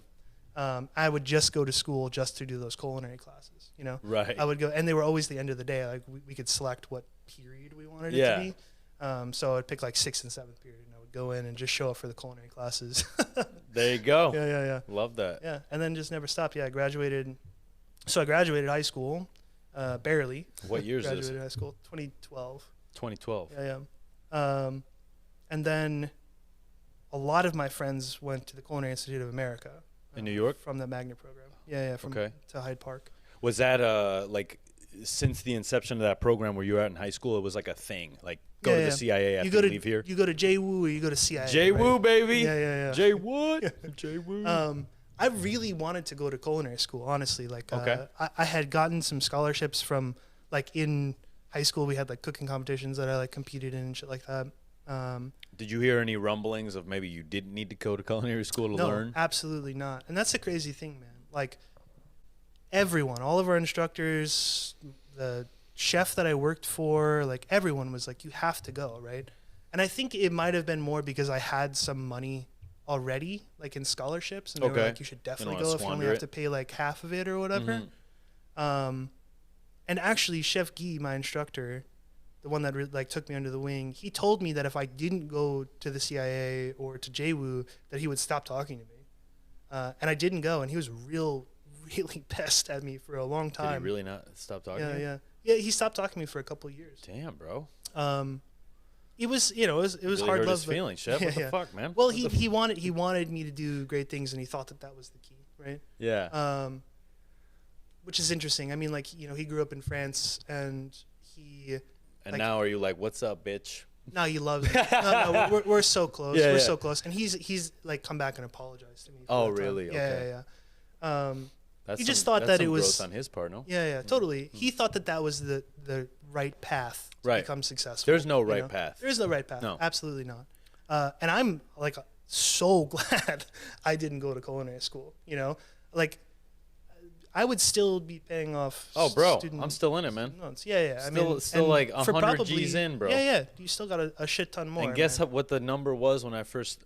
100 G's. Yeah. So it hasn't like nothing is moving. You've just been paying interest, bro. That's it. So it's like there really needs to be this student loan forgiveness needs to fucking happen. Yeah, totally. Because the sham, like I got fucking fucked over. You think it's a sham? You think? Oh yeah, I think there was a company that we worked with first for financial aid, and then I realized we didn't even need them. They just charged us more money on top of the thing to help us fill out our FAFSA.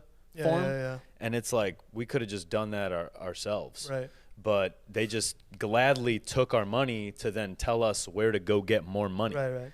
And then it's like and then when you're there, you don't want to let your parents down, so when your mom tells you have to finish college, you're like I'll pay it back later. I'll get a job that pays me a lot when I my get brother leave school. felt that guilt. Like no one in our family had ever gone to college. Same. Right? Like my dad all went, the way but he down never the generations. finished. Yeah. No one had even gone. Okay. Right. And my brother, he's older than me. He's 3 years older than me. He certainly felt that that guilt or that need to like go do it for the family name or whatever to like impress, I don't know, whoever the fuck he's impressing with it. And I think that he regrets it now because of that. It's interesting because I think that like who at 18 years old, just graduating high school, finally getting a little bit of freedom, is going to go to a school and actually give it 100%? Nobody. No one, man. Nobody. And like, no one knows what the fuck they want to do at 18. Yeah. Like, I wish I had more people in my life that said, hey, man, take your time. But ever since I was taking culinary classes in high school, you had those chefs who were like, I went to Johnson & Wales, you need to go to Johnson & Wales. Yeah. I have never left the trajectory of being a chef. You can never leave or else you'll never be a chef. Oh, simply, yeah. I mean, it was like, fuck. Okay. Yeah, it's interesting. anyways, a lot of people did go to Johnson, to Johnson Wales and to CIA afterwards. Like most of my friends. I always beat myself up because I never went to Johnson Wales in Florida. I'm like, let me go to Rhode Island where it's fucking cold. Come on, man. We went to the Miami campus. It's pretty awesome there. Yeah. One of my best friends went to JWU Miami. He's got a bunch of great stories. Oh, dope. Fraternity and shit. Yeah, dude. That's the shit out there, man. I think that's the one part that I feel bad about not going to college is like missing that college life, you know? Because like I moved out right after college to California and like just went to work, you know? It's an expensive 4-year vacation, bro. You're fine. Enjoy it. Now you're having that time now with no debt. As an older person, I don't give a fuck anymore. But like when I was 21, I was like, damn, dude, it would have been cool to be man. Around a bunch of people, like having a good time, whatever. Dude, grass is always green. Yeah, man. for sure. Every fucking time. So I graduated high school. I was a huge food nerd already. Like I had tons of cookbooks. I was reading everything I possibly could. Like Alinea was like really huge back then. I would like study the Alinea book that just came out. The French Laundry, all of those places. So how did you actually even learn about those books? But with the people that you had in the kitchen? Chef Guy. Okay. That French instructor at the culinary school was like a real. I mean, he was hardcore. Like he was a real dude. He cooked in real kitchens. I feel like a lot of times those instructors are like, you know, came from hotels or whatever. Like he worked in like Michelin-starred restaurants in France when he was growing up. Right? Oh, that's dope. Yeah. And he came out here because he loves teaching. He still teaches. I don't think he teaches at the same school anymore, but he still gives like private classes to like older people now and whatever. That's great, man. Yeah. And he was doing it at a time when that was severely frowned upon. Yeah. Like leaving Michelin star life to go be a fucking instructor. Yeah. No. Yeah, he moved to America and become an instructor. Dude, I can't believe how lucky I was to have him. Yeah. Right? Like that's super rare. Yeah. You know, that's luck. That's serious. I didn't know who fucking Thomas Keller was until I got to college. Yeah. And they were like, he gave me books, man. Like I would go to, he lived around the corner from me and we were like close. We were friends. I would help him do like catering events and shit like that. As a kid, you know, I catered his wedding. He like, it's so funny. No, seriously. He like, he printed out a menu. He bought all the ingredients. He like wrote recipes for everything, and he paid us money, me and one other kid from the culinary school. And he like showed us around. He showed us where all the ingredients were. He said, "Here are the recipes. Like cook it. Like we're trying to eat around 6 o'clock or whatever." Yeah. And then he just went. He was like roasting a pig outside, so he was like taking care of the pig, you know. At his own wedding, that's dope. Yeah, no, it was super cool. It was like in his backyard. You know what I mean? Shit, like they were just like hanging out. Yeah, enough of this fucking super need cool. to rent shit. Yeah, dude, it was rad, and like, don't tell anyone, but it gave us a couple glasses of wine. Like, we were just hanging out. Anyways, he was super fucking cool. But he was giving me cookbooks, right? Like he was like, not giving me, like lending me cookbooks to read, and I would give it back to him. And he had like a huge fucking collection. So like every week we would swap like 4 books, and I would just like read 4 more books. I was super into it, right? Yeah, so I was like, you know, in tune with what was going on. You know, obviously Instagram and shit wasn't like a thing back then. Like it was cooking books is what you looked at, you know. So all of my friends go to CIA.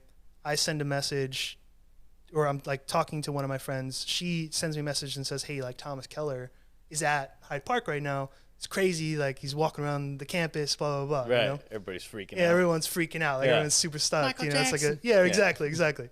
And I wrote an email, like this long, like 4-page email after it was printed out, and I sent it to Morgan, and I said like, "Hey, like print this out, and if you see him, just hand him the letter, right?" She's like, "Oh, I don't know, I don't want to bother him, blah blah blah." I was like, "Please, like just do it for me, just like print this out, hand him it. You don't even have to fucking say anything, right?"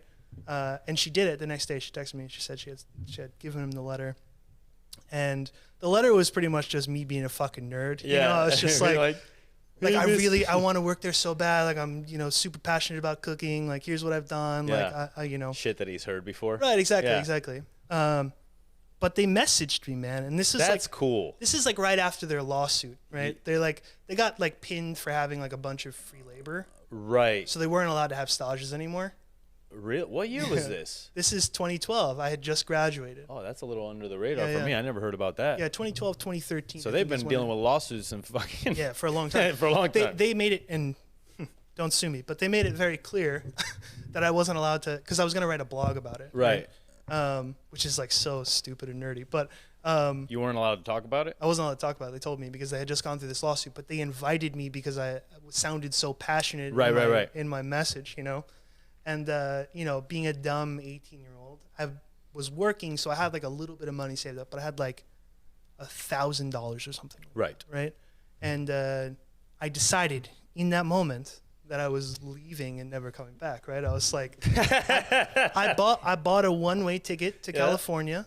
I know how that life is. And I had like maybe $500 left over. Yeah. And I left. I didn't tell my parents that I was leaving. I told them that I was coming back. They were super stoked that I was like going to, you know, stash at the French Laundry. And I did. I was there for 2 weeks. They put me up, gave me food, you know, all this stuff. Who was in the kitchen at that time? Timothy Hollingsworth was the CDC. Phil Tessier was there and was really the only person that was like genuinely nice to me. Right. You know, everyone else was a dick. A scumbag. Yeah, everyone was kind of mean. There was a couple cooks that were really nice there. But most of them were just dismissive. Like they were just too busy to like deal with me. You know, I was like a little kid, didn't really know what the fuck I was doing. But Phil Tessier was like a very, very nice person. You know, like he every single day, he was the AM sous chef at the time there, and he would every single day like check in on me, see how I was doing, make sure I got food, like, you know, tell me to take a break. We would like go outside and he would talk to me like just like a nice person, you know. And everyone else was just like, I didn't even exist. You know what I mean? Anyways, it was a crazy experience, like being in that. I remember the first service that I watched there. Again, I've been cooking in restaurants for like 4 years now, but it's like, you know, quote unquote fine dining restaurants in, you know, Tampa, Florida, which is like non-existent. Yeah, no, you know? that doesn't work. And I remember the first ticket they called and everyone said we at the same time, and I was like, what the fuck? Yeah, like this loud, is too, mind right? blowing. Yeah, they scream it, right? Oi! Yeah, or I think they called back the number for the they call back the dishes in succession in stations. Dude, it blew my mind, and I was like, I'm hooked. Like this is it, right? Like this is what I want, you know. And I did it for 2 weeks. My stage came to an end. I talked to Timothy Hollingsworth afterwards, and I was like, you know, he's like, what do you want for your future, whatever? And I was like, yeah, I want to work here. And he was like, you know, he didn't say yeah right, but he was like, yeah, fucking right. You know, like he's like, I think you should go work at like a steakhouse or like a high volume place so you can cook something like over and over and over again and get better at the technique and blah blah blah. Which I didn't want to work at a steakhouse, right? Like I wanted to work in fine dining. Yeah, that was the goal. That's why I was moving on here. And I left and actually like slept on a park bench for a couple days because I didn't have anywhere to go. Heard. In Yountville? I went back to Napa. So I had a place to go for a week. Right. And I couldn't figure out. I was trying to get someone in like Oakland or San Francisco. So you can be close to the airport? Well, no, so that I could work in SF, right? But I didn't know anyone, man. Like my entire life was in San Francisco. And I had that place to stay for a week from like Chef Guy's friend. And I overstayed my welcome and like was sleeping on a park bench in Napa. And I called my brother's best friend's dad, which I had never met before. How did you get to that conclusion? Because I knew that my brother's best friend dad lived in somewhere in Northern California. Okay, got you. And I called my brother, and you know all the exchanges of numbers, and I called them, and he was like, "Yeah, we'll come pick you up and bring you to the airport." Oh, that's dope. And they picked me up and they drove me back to the house where they were staying, and they're like, you should stay a night. And I was like, okay, that's fine. Like I didn't have tickets yet, whatever. And I was going to buy tickets that night, and they were like, oh, well, let's go get some food. So we like went to Safeway, and he was like, go like buy some food for yourself. And I was like, I don't have any fucking money. You know what I mean? Like I have to buy a plane ticket home now. Like this is all I have, you know? And he was like, don't worry about it. Just go get food and like get enough for a bit. And I was like, what do you mean? He's like, just go get food for the week. So I got food for the week, and he took me back, and his partner at the time, Prema, they sat me down and they were like, hey, we really believe in what you're doing. And we're like super excited to be a part of your life. So we want to let you stay here until you can find a job. That's so dope. Not only did they let me stay there, they like bought my fucking food. They put me on their car insurance so I could take their car into the city to look for jobs. Yeah. It was wild, dude. Like I've never met these people in my life. And they were just like, out of the kindness of their heart, were like, stay with us. We have an extra room. Let's make this work. You know, and I think in, you know, they're older people, so they obviously grew up in a different time. I think in 2012, it's very few kids who just go out on a limb like that, fly across like, the country. Are to live that there. stupid enough? That's what I mean. So like, I also did the same thing. It was $150, one-way ticket. And they're like, you know? this kid is a special kind of stupid. Yeah, and they're like, It's like, I don't want him to be on the other team. I'll tell you right now, I'm like, put him on my team. Right. You know. Yeah. So I obviously took advantage of that. I got a job at Bocuse. Have you heard of Bocuse? Do you know Chris Cosentino? Yeah. So I staged in Canto and really wanted to work there. It was like one of my favorite cookbooks. Yeah. And didn't get the job, but he was like, "You're really awesome. We just don't have an open position right now. Okay. But we have Bocuse, which is like a salumeria, right? They make charcuterie, right? Italian charcuterie. They're using the whole hand crank. Yeah. The whole like for slicing, and they have like a factory in East Oakland. They used to sell it out of Ferry Building in San Francisco, but they produce it all in Oakland.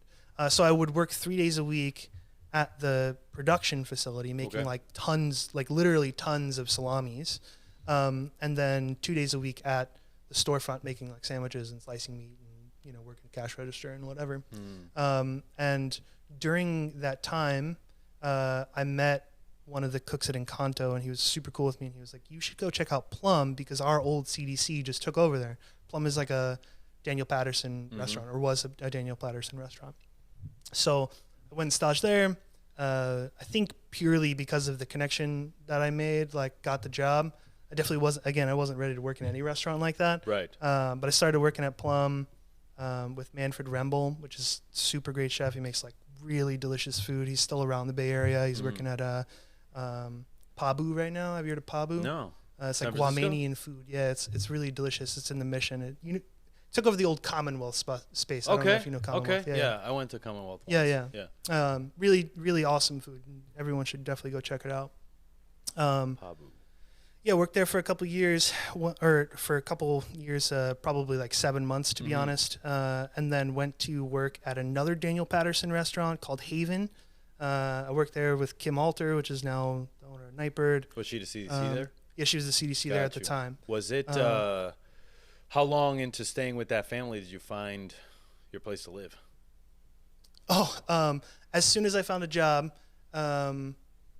no, that's not true. I lived with them for probably 6 months after I got my job at Bocuse. Okay. And then as soon as I got my job at Plum, my homie Connor and another one of my really good friends, Felix, were moving to San Francisco. So we all got a place together in West Oakland. Dope. Yeah. So we were living in West Oakland, and then I was working at Plum.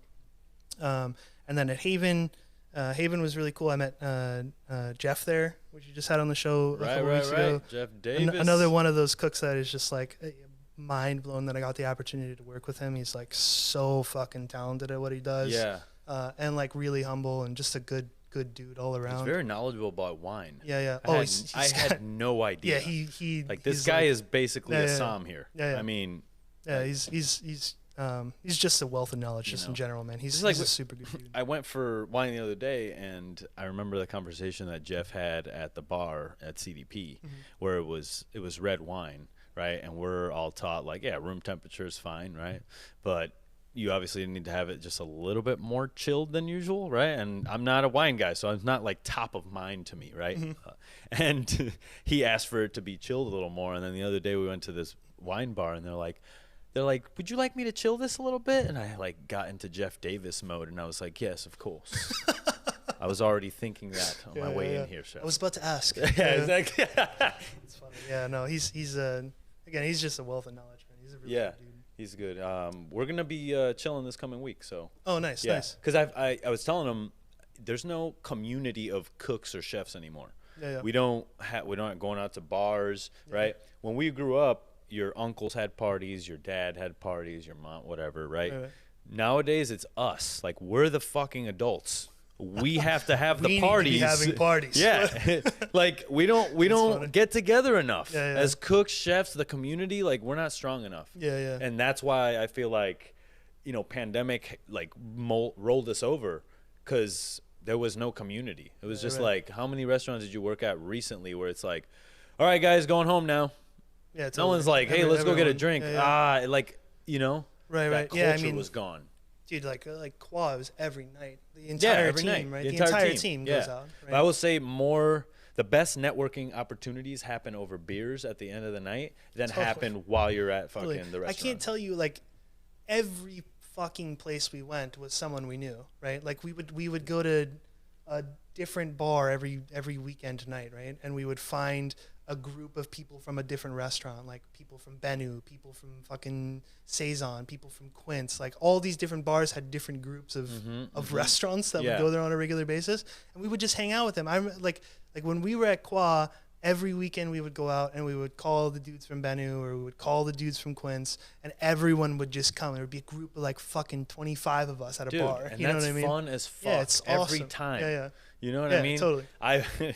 My chef from Rhode Island was telling me a story that like now as a dad, he's like hangs out with other dads, and he's like, I have had it with these bland motherfuckers. He's like, imagine like being a cook in Vegas for 10 years, and then you go fucking move to Rhode Island and have a kid. Now you got to deal with these vanilla ass fucking people that like, he's two drinks and they're passed out at the bar, and I got to like take them home over my shoulder. Like, what is that? I'm becoming that person. You know? Jordan, I will not let you get there, bro. No. We're going to get you. I go to bed at like 11 o'clock. It's like late for me. We're going to get you in trouble with Alice. That's my goal for sure.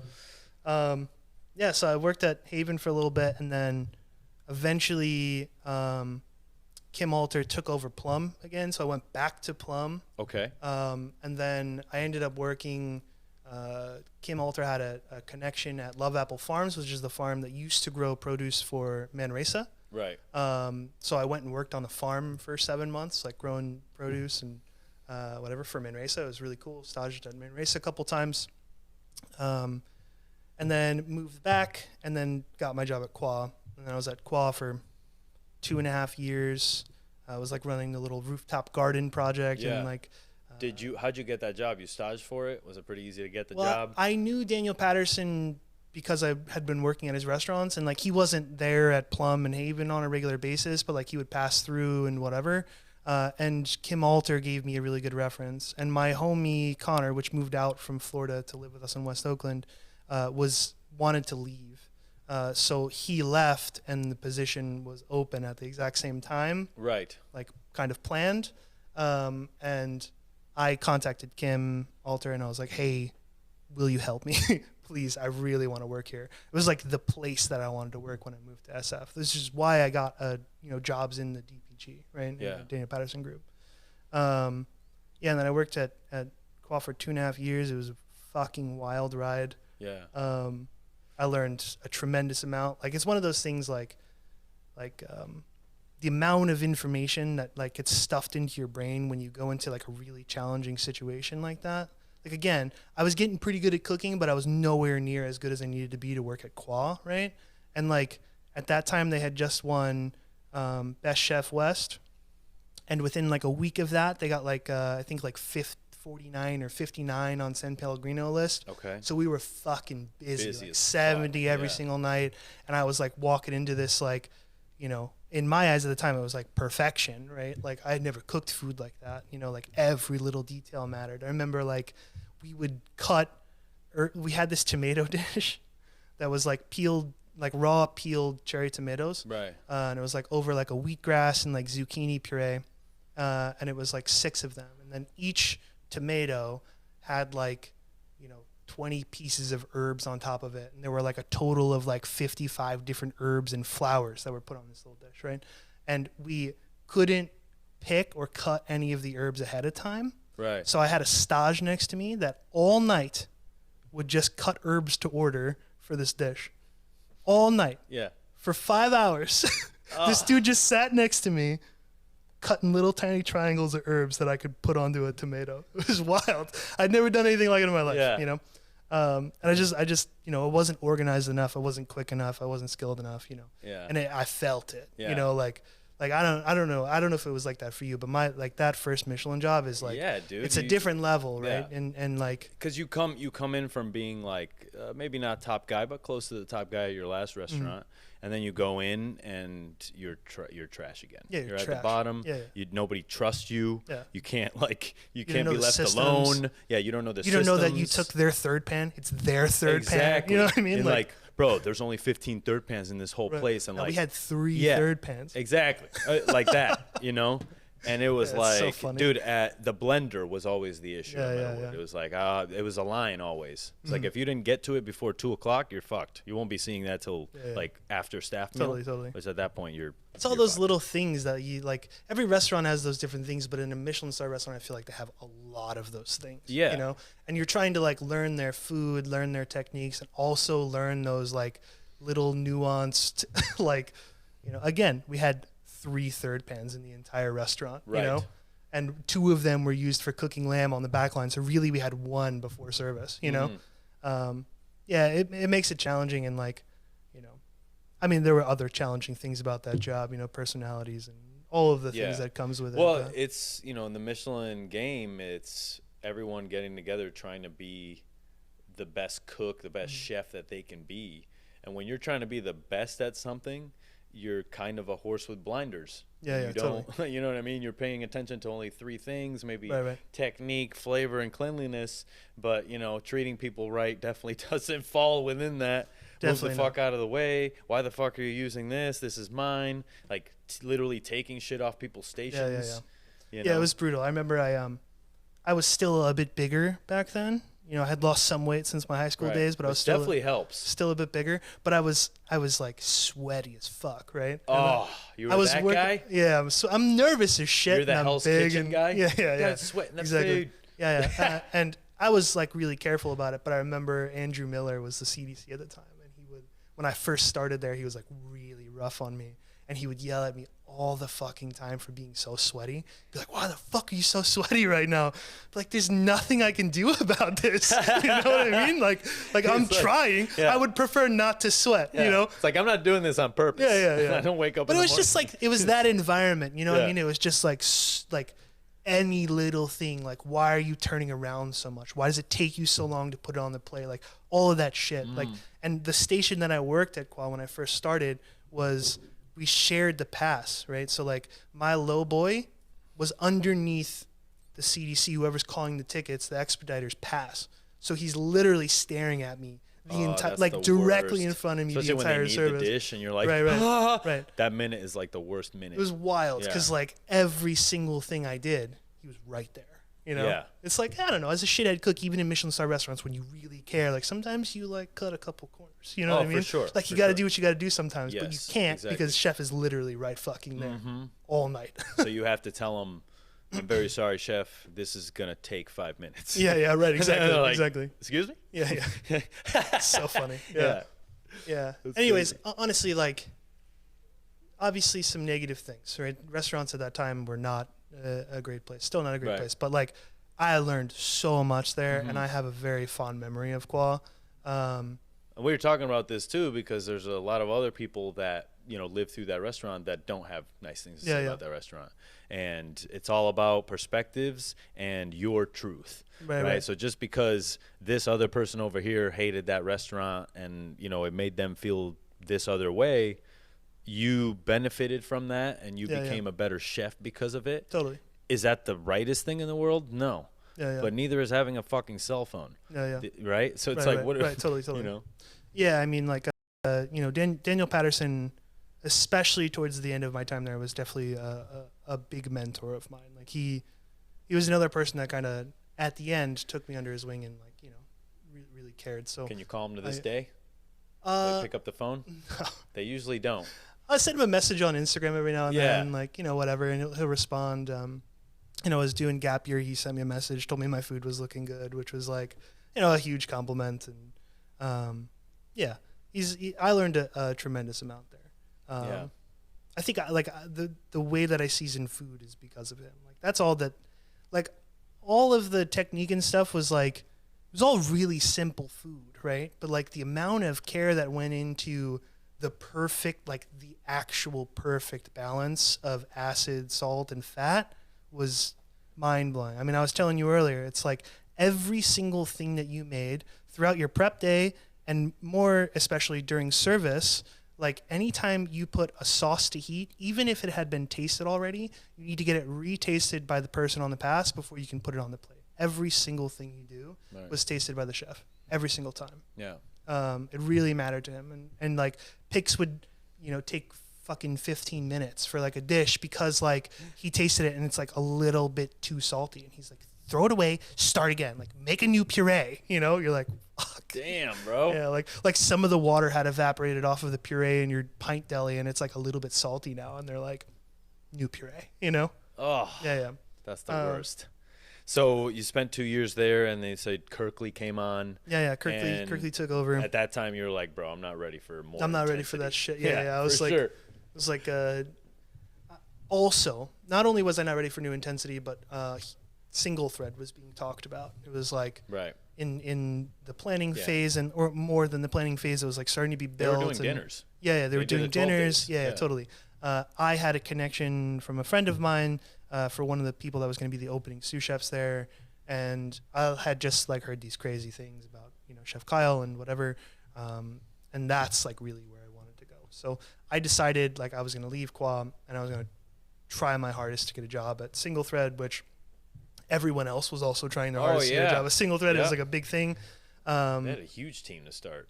Yeah. Pretty sure they still do. Yeah, there's a lot of people, and they added lunch on too. So like when I was leaving, they were hiring a lot more cooks because they were adding another service.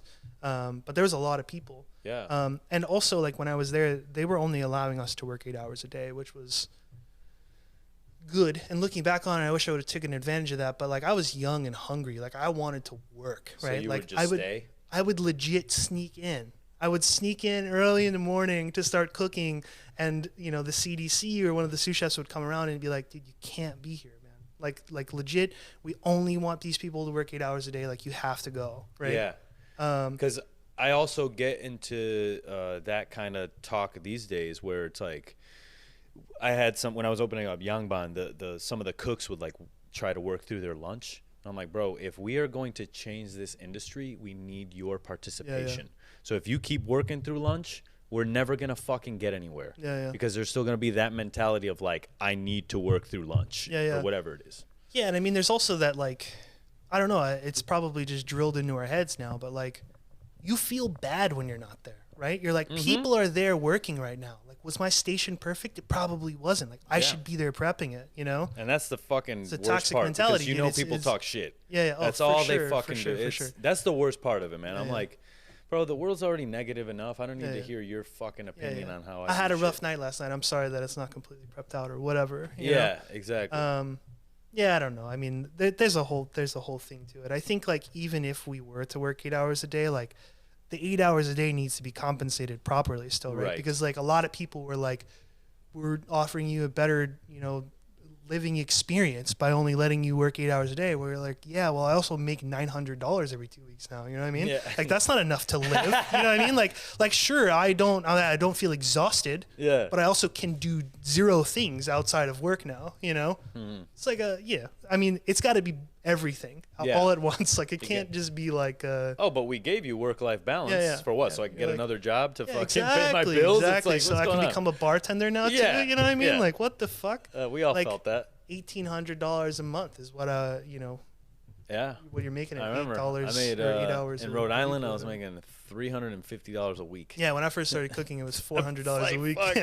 Bro, but even I felt fucking rich though. $400 a week for a 15-year-old. I was like, dude, I'm crushing. That's crazy. That's funny. So went to Single Thread.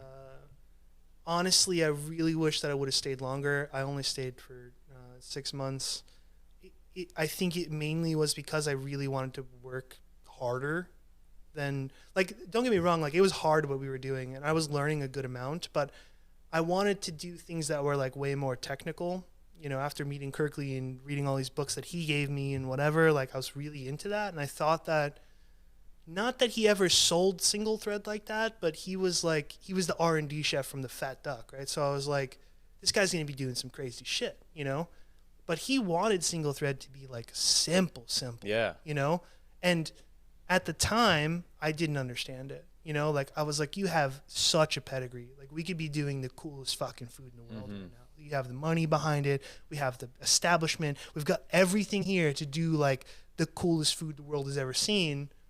But you don't want to. Like you wanted to do like, you know, blanched, you know, broccolini from the farm with like a gomodare sauce. And I was like, dude, I don't want to do this, you know? Yeah. And I wish that I would have stayed longer because I think like looking back on it now, it's like some of the best food that I've ever cooked in my career, right? It's still fine dining. It's still technique oriented, but it's like actually really good, you know?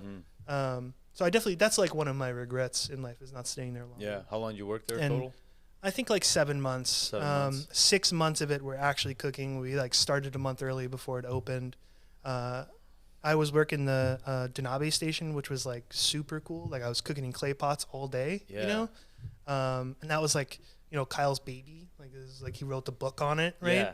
Yeah. So he was like super, he was like very, very, he was there every day with me, cooking me, showing how to use the Denabes. It was really cool, you know? I just wanted to do like, you know, more technique driven stuff. And it was dumb. I was just young and still like, you know, didn't know exactly what I wanted. I should have stayed longer. I hear you. Who would you work with? Justin McMillan, Ploy? Did Ploy work there? Justin McMillan. Ploy was not there. It was Max Sheffield. It was one of the sous chefs. Aaron Koseba was the CDC. Trying to think, man. So many people. It's a fucking Scott, powerhouse restaurant. I mean, Danny Romo. Yeah. You know Danny Romo? No. That's the dude.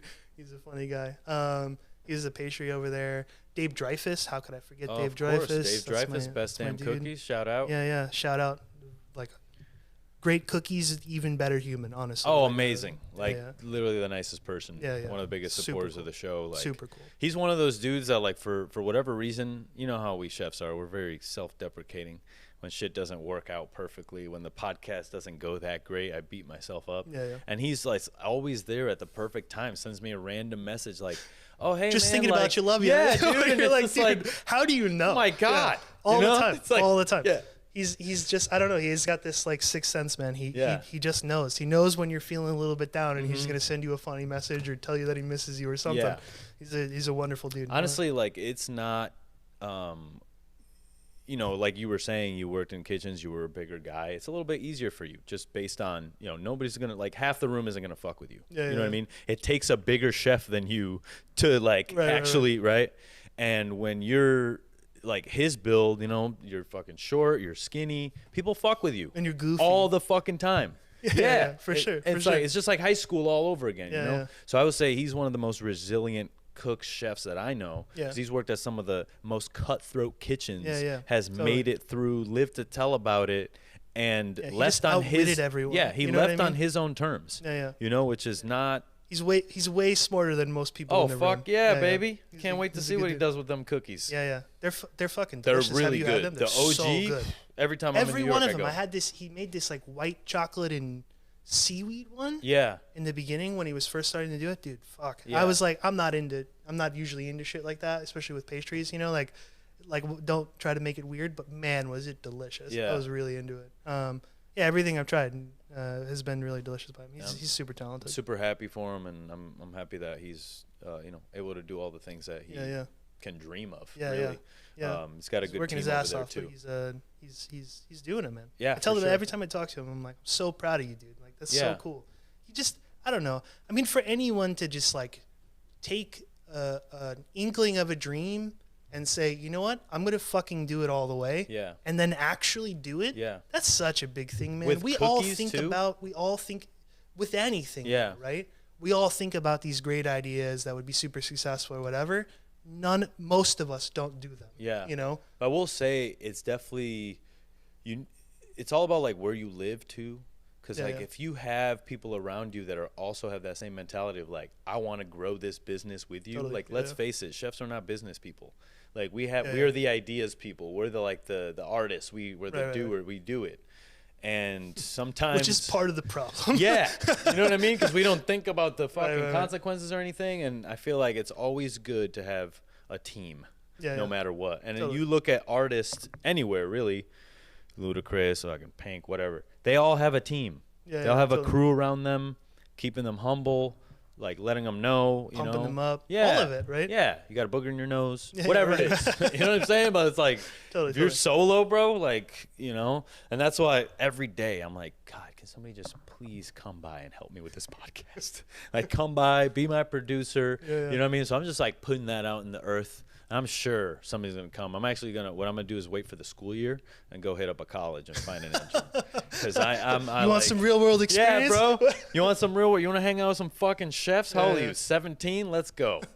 Fuck That's it. so funny. But, I mean, honestly, you got them that young, and it's like, how cool would it be for that person to, his dream of like maybe producing a podcast is his dream or whatever, being a producer, and he gets to do that shit full bore with me not over his shoulder. It's kind of like it's that John Yao.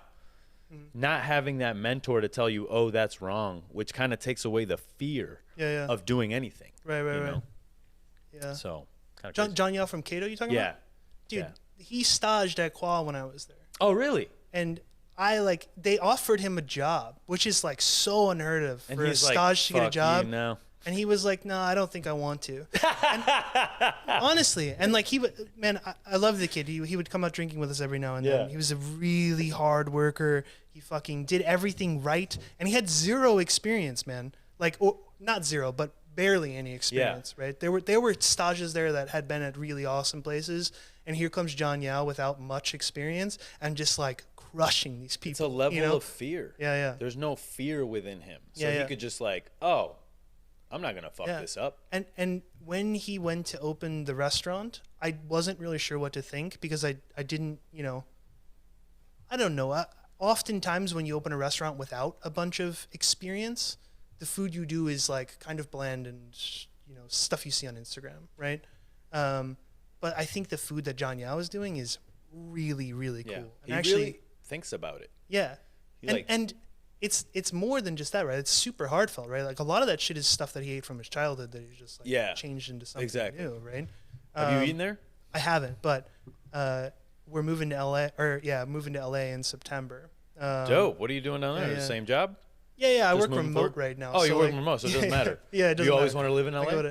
Or are you doing it for spouse reasons? I don't know if I've always wanted to live in LA. I've been a couple times. I think it's cool. I have a lot of friends down there. Like the majority of people I met in San Francisco moved down to LA at some point. Where would you live? Where are you living? We don't know yet. Our buddy's gonna give us a place to live for a month, so we're gonna stay there and try to find a spot. Santa Monica.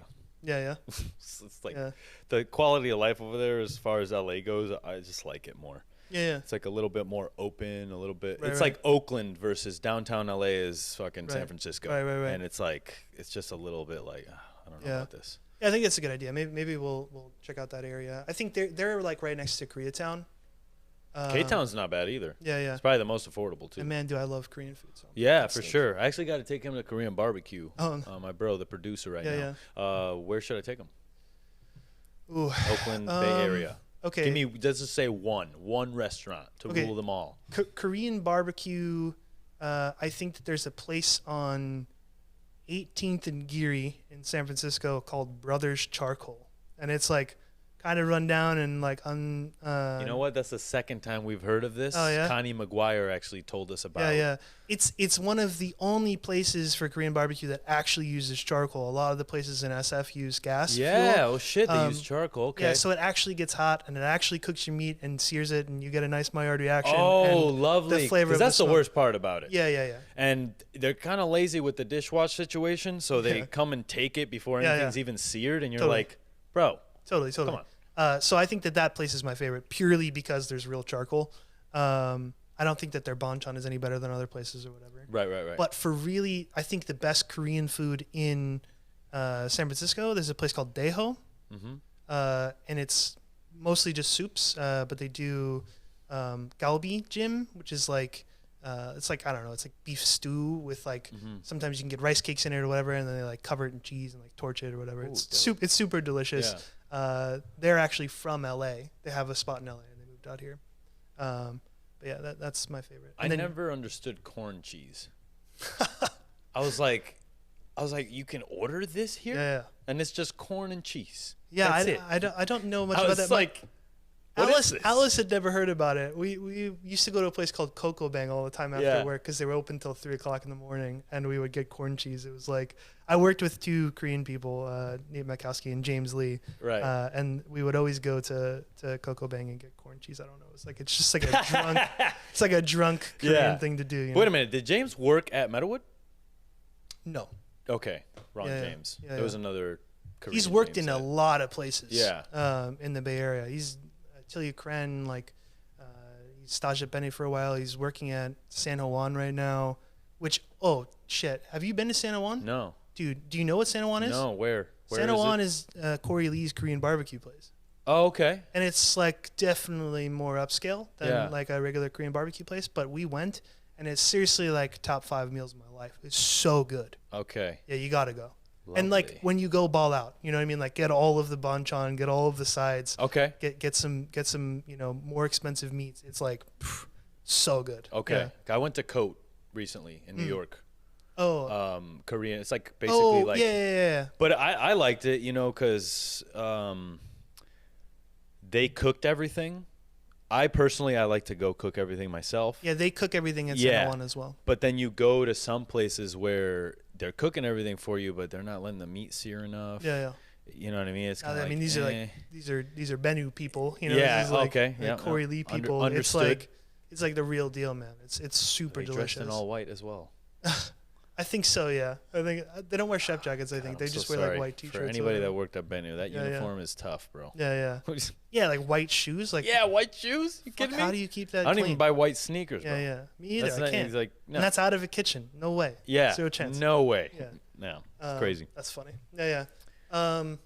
So where were we? Single thread. Right. Single went thread. to Lazy Bear. Lazy Bear was a short stint. I actually love Lazy Bear. I think it's really cool. Who was there while you were working? Was Joe Sasto there? Joe Sasto left, and I didn't take his position because he was like the executive sous chef. Right. But because he was leaving, there was a new sous chef position open, so I replaced him. Gotcha. I knew Joe Sasto already from Qua and Quince are like a block away from each other. Okay. So they were always at the same. You're partying with him and shit. Right, yeah. Got you. Did he have the mustache back then? He's always had the mustache. He's always had the mustache. Ever since I've known him. Right. Which I got, I started at Qua, 9 years ago. Yeah. He's had the mustache, yeah. I mean, it's a nice mustache. It's a nice mustache. Yeah. He's a character. I'd like to write it, chef. Love it. Can we still talk shit or what? Yeah. Come on, we're still chefs. Let's go. Come on. Let's have some fun. So you left Lazy Bear. Did you have a plan when you left where you're going to go, or you were like, I just need to get out of here? This isn't the right thing. Single thread, you're saying? When I left single thread? No, meaning when you went to Lazy Bear. Yeah. I'm sorry. No, I'm in the wrong trajectory. Yes. Yeah. So when I left single thread, did I have a plan? No. I just need to get out of there. Right. It was like, I don't know, we were living in a place with a lot of cooks, and there was a lot of negative energy, and just like people weren't, again, I seriously think it's like one of the greatest restaurants that I've ever worked at, but at the time, we just had like this toxic environment that we were living in. Yeah. Because everyone was kind of bummed out, and we were just surrounded by it all the time. So I was like, I just need to get out of here. And well, Healdsburg. There's not much to do. That's the fucking problem with those places, and that's why I think cities flourish more with restaurants, because you can feed that lifestyle of like, all right, shit, we can go out till 4 a.m. Right. Word up. Yeah. Healdsburg, fucking single thread is the place Duke's that's open the latest. Right. Yeah. You know what I mean? Yeah. Like you guys are the latest. Right. Totally. Fuck? Yeah, it was difficult. Did you ever cook the breakfast? No, I was never on breakfast. Okay. At the time, we didn't even have many guests at the time. Like when we first opened the restaurant, the hotel rooms were still being built, kind of under construction. Like some of them were open, but not all of them. Like things were being finished. So that space, was it a complete build out? Like did they build out the building, or did they take another space over? Building, I think there was remnants of it. It used to be a post office. Okay. Something like that. Right. And it burned down. And I think that I actually don't know if they rebuilt it or someone before them rebuilt it, but it used to be a burned down post office. I didn't see it happen. It is beautiful though. it seems like it was new though. Mm-hmm. Yeah. Yeah, I mean, it took a fucking long time to build. So they renovated, even if there was a skeleton of a building. Yeah, they took everything. They renovated and the fuck out of right, it. Yeah. That's cool. That's cool. Yeah. So no, I didn't really have a plan. I just like needed to get out of there, try something new. Right. So you got out of there. What was your plan? I wanted to make money, which is why I went to Lazy Bear. We all been there. Because Lazy Bear is intense in like a completely different way than you've ever experienced, because they do like 40 people at once twice a night. You know, it's like the dinner party format. Banquet is it's one of the biggest regretful filled dinners, because every course you're like, oh fuck, did we forget that? Yeah. All 80 are gone already. Totally. You can't. That being said, it's what they did every fucking night of the week, and they had Michelin stars. And honestly, like, you know, look, like doing 40 people at once, there's no way that the food is going to be as good as if you can spend it doing 2 plates. 100. But they fucking crushed it for what they were doing. Right. Like those dishes were like detail oriented and delicious, and a lot of them were hot when they went out, which is crazy. You know what? That don't even happen at places that do a la carte. Exactly. Like they do a really good job. I don't think they do the dinner party style anymore, but Lazy Bear is a really special place, honestly. Yeah. And also is a place that makes money, which is like almost unheard of in fine dining. You know, like they pay their cooks well. Like, look, they work hard days, right? Like they're still working 13 hours a day. It's stressful as fuck. Dinner services are hard. You know, there are attitudes and all of the things, right? But you're making like $25 an hour, $26 an hour. It makes it a little bit more tolerable, you know? And they have dental insurance. As soon as they start, like they have coverage, right? As soon as they start, not like we wait 3 months. Like you start, you have insurance, right? That's dope. Yeah, it's cool. And I think they've started like 401k and shit like that. Like David Barzelay is a good human as well. He's a business genius, a good chef, and a good human. Yeah, Gotcha. Lazy Bear is a great place. I would have stayed there for a lot longer if I hadn't been offered that position. Right, if you started as a Bocuse. cook. Right. Oh, that's right. No, yeah, for Bocuse, yeah. So you get offered the Bocuse. You say, I leave. Hell yeah, I'm doing this. Where are you living during that time that you're training for this? I was living with my partner at the time, and we were training at Qua, but overnight. So I would get to Qua at 9 p.m. Right. And we would work until like 1 p.m. to 3 p.m. the next day. So we would like get out and go buy beer at 1 p.m. and have like our nighttime, you know, tall boy at 2 p.m. and then go sleep. All fucking day. Yeah. And we did that for months. How was that? I've always wanted to work a graveyard shift. It was fucking strange, honestly, because like I would wake up and you still need coffee, right? Like, so I would like go get coffee from the mill. At the time was serving pizza and they were open till 9. Yeah. Just like, you know, what other cafes open at 9 o'clock? You know what I mean? So I would go get a slice of pizza and, 2 cold brews. I would chug the cold brews and then go work through the night. It's strange to get used to at first, but like after a while, it just kind of becomes normal. It's still a little bit disorienting to like walk outside after your shift and it be like the middle of the day, you know? Right. Yeah. But it was cool though, because like I would go for a walk after work and it would be daytime, which is kind of weird. Very nice. It's better than having your afternoon at 3 a.m. Right, exactly. Yeah, where a bunch of nothing good is happening at 3 a.m. Exactly. You know what I mean? Not at all. Yeah, it was interesting. It was crazy. Like during that time, Kirkley got 3 stars. And that must have been insane. Yeah, well, it wasn't that insane. I mean, it was insane. Like what they did was crazy. Like there's no way that Qua should have ever been 3 stars. Like the restaurant is run down. It's like super old. They didn't put any money into the kitchen. It's 100% just the food that Kirkley and Riley did at the time. There's no other explanation for it. Right. That restaurant is not a 3-star restaurant besides the food. Mm-hmm. Do you think that the Michelin guide is only looking at food and not service? No, most of the times no. But I think that the food was that technical and that good that they were like, we can't not. You know, right. We can't not give them 3 stars. It's that good. You know, supposedly it's only the food, right? That's what they say in the guide, is that it's only the food, and then you're awarded like the forks and the forks, whatever for like your service and wine list or whatever. But it's hard to believe that that's not the Yeah. case. You know what I mean? Like, you see a lot of 3-star Michelin restaurants that you're like, really? You Yeah. know, like, this is 3 stars? But I think they probably have amazing service and, you know, Do you whatever. think that capitalism is having to do with that? Is, you know, as a business, Michelin is like, we need to grow next year. What are Well, we going to do? Because now they're in Miami. Yeah, I mean, 100%. So- There was that one year in San Francisco where like fucking 21-star Michelins were awarded. Or Yeah, that's something what, like yeah. that. It's wild. Exactly. You When know? I came to California, there was only 2. yeah, yeah, Laundry and Meadowood. Yeah, yeah. That was it. yeah. It's crazy. And then now, yeah, I mean, so it's, many. there's so many. Yeah. I mean, you got to remember that like the Michelin Guide like made the Michelin Guide to sell tires, right? Yeah. Like at the time they were like, you get to restaurants by driving. You know what I mean? So like you're gonna need tires to do Yeah. this. You know what I mean? That's why they created that shit. I'm sure there was some love for food and whatever, but like Of course. it's capitalism, right? It's a business. They're trying Mm-hmm. to make money, you know? And it became this crazy thing, but like, Do you think Miami bidded to have the guy down there? I don't know. I was pretty blown there's away no by it. way. Like, when I think of all the cities that should have Michelin and don't, and then I think Miami. No, I'm not putting out all the chefs over there. Yeah. But it just feels like it was Miami being like, yo, we need more tourism. Right. Here's fucking this much money. Bring the guide here. I mean, I don't know because I don't know anything about the Miami food scene. I Yeah. don't know.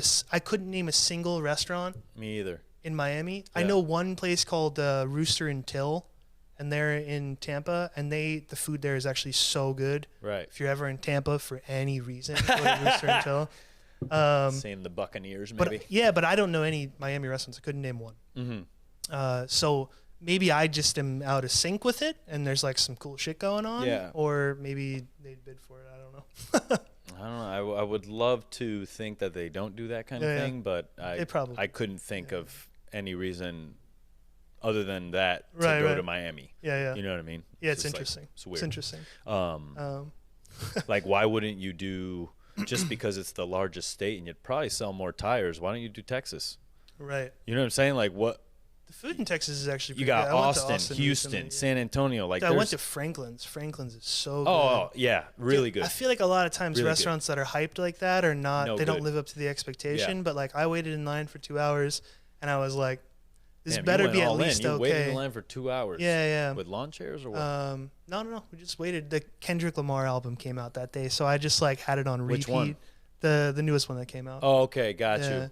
Mr. Morale and the Big Steppers. yeah, the Big Oh, he Steppers, talks right. a lot of stuff in that album that is truly like the evil of man. Yeah. You know what it is to Yeah, be yeah. an evil man, Yeah, right? yeah. Meaning like, okay, yeah, you may have a spouse, but your fucking eyes and your brain are constantly like, I need to yeah. make babies. Yeah, you know what I yeah. mean? So you're always like, Honestly, at I think that album is incredible. it is very, Like, it is very there's good. definitely some controversial stuff on it, but like, Yeah. I like during the penultimate song, the second to last song, I like actually shed tears. The Mother I Sober one. Mm-hmm. Fuck, dude. Like, there's some strong moments. Like Father Time is like the daddy issues one. Man. Well, I mean, can't- honestly, like, we're who all would- descendants of fucking daddy issues. That's Right, all. You know what I mean? 100%, yeah. But I do feel It's- like my generation, I think with you too, I feel like we are breaking that. Totally. And I don't know We're if talking about things more. That's the important Exactly. thing. Like, because of things like this, right? Like, people can share their feelings on things and be heard, right? And even if people don't agree with your perspective, they're now aware of a different Yeah. perspective. And right? then if I've said multiple times on this podcast, if you disagree with anything that we talk on this podcast, you email suciotalk@gmail.com and I will have you on the show and we will fucking talk through it.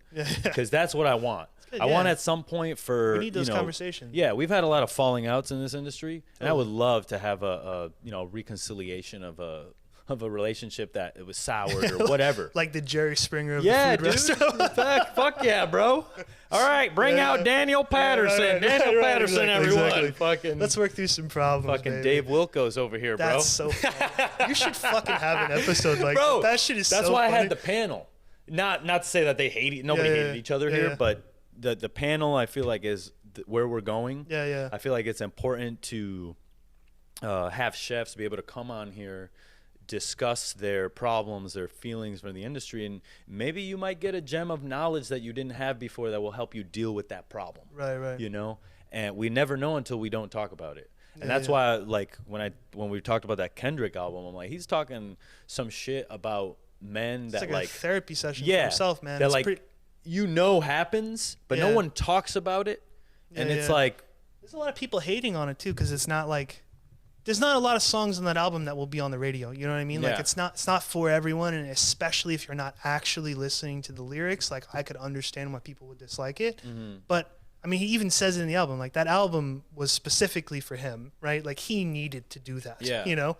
And I respect the shit out of that, man, because I think that the music is like beautiful, and like I've got goosebumps probably 15 times listening to that album, like through the first time.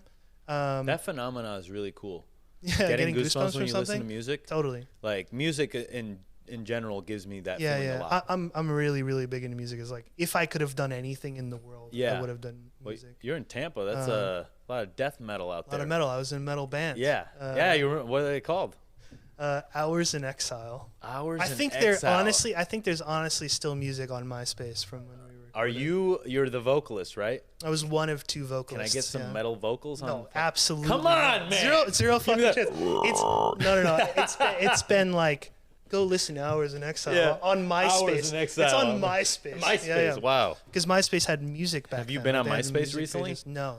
It's kind of weird. It's like a... They redid it, right? I don't know about redone. It just feels like they took all the coding away, so now it's just a website that says the information, so funny, like right. David, age, number, boom, and then it's got a bunch of like ads. Facebook or something like that. I don't know that they're trying to do anything with it other than like just have it there in case you want to log in again. Interesting. But your profile does not exist. It just says your name, like it'll say a couple things about you, and then the rest of it is like these weird ads. Right. Yeah, exactly. Remember that shit? That's funny. Yeah, that was interesting. That was a weird thing, right? Like you're like, I'm not that person's best friend. Yeah.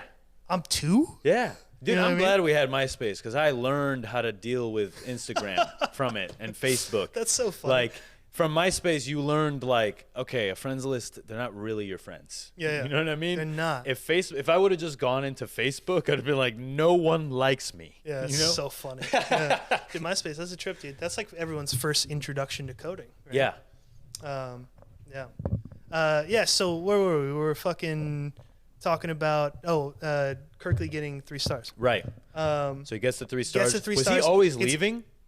He already decided to leave. Yeah, because how did that go over? Even if he didn't get the position as like the chef for Team USA, he was gonna leave. It did not go over well. Daniel Patterson's probably like, you're fucking me over. No, I think Daniel Patterson was fine with it. I think if anyone had a good relationship with Daniel Patterson, like a good working relationship with Daniel Patterson, it was Kirkley, you know? Right. Anyways, yeah, so I mean, like, he got the call. I remember we were outside smoking a cigarette, and it was like, I don't know, 7 o'clock in the morning or whatever. We were working overnight, so it was like towards the end of our shift. And we were smoking a cigarette, and we were plating up the platter for the first time. The first time we were like putting together the platter for the competition, right? And we had like hit some difficulties, and we weren't sure how we wanted to plate it, so we were outside and we were discussing that, and he got the phone call, and he's like, okay. Wow. Okay, thank you. Great. Hung up. I was like, everything okay? He's like, I just got 3 stars. Dude, what? Congratulations. He's like, do you think that we should move that piece of it over here a little bit? Like, it didn't affect him, right? He was so fucking focused on the next thing, like he never celebrated. I don't think that they ever went out. Like the team, I'm sure, went out, but we were working overnights, right? So like, he couldn't go out with him at 12 a.m. because we were working on the competition, right? So there was never a time where he got to go out and like say like, fuck, you guys did an incredible job. We all did an amazing thing, right? That's like we had a beer on the way home or whatever, but like it wasn't like a celebration. You know, it's funny. That's an old school chef for you. That is like every single birthday, Christmas, Thanksgiving that you spend in the kitchen. You're just like, hey man, Happy New Year. All right, let's go clean the fryers. It's part of the reason why everyone's so fucking depressed, right? It's because like no no one takes any time in the restaurant industry to like take a step back and like really celebrate accomplishments. And I'm not talking like getting 3 stars. Like you should absolutely celebrate that, but little things, right? Like I broke down my first fish without fucking up a pin bone, right? One of those things, right? Like you should be stoked on that. And we're just so focused on like getting there on time, getting to the next thing, whatever, right? That we just don't take that time to like appreciate the growth that we've had as an individual or as a professional or whatever. And that's not healthy, you know? Like we need those like those, you know, serotonin filled moments to exist, you know? If your entire life is just like stress and meeting deadlines, like, fuck, dude, you're going to be sad, you know? And I feel like that has to be part of it. Like most chefs I know don't celebrate the small things, right? Like whenever you ever seen like, I don't know, like an actual celebration for like someone being at a restaurant for a year, like, yeah, maybe you like, I don't know, the chef goes out and gets a drink with him afterwards or whatever, 1 beer, but it's not like a thing, you know? Like maybe it is for some people. I'm not saying everyone doesn't, but like in a lot of those kitchens, like fuck, like people even remembering that you were there for a year is like a rare thing, you know? Like my year at Qua, like I didn't even know it was my year. You know what I mean? Like you're just going, you know? And I don't know. I think that can't be healthy, you know? No, definitely not.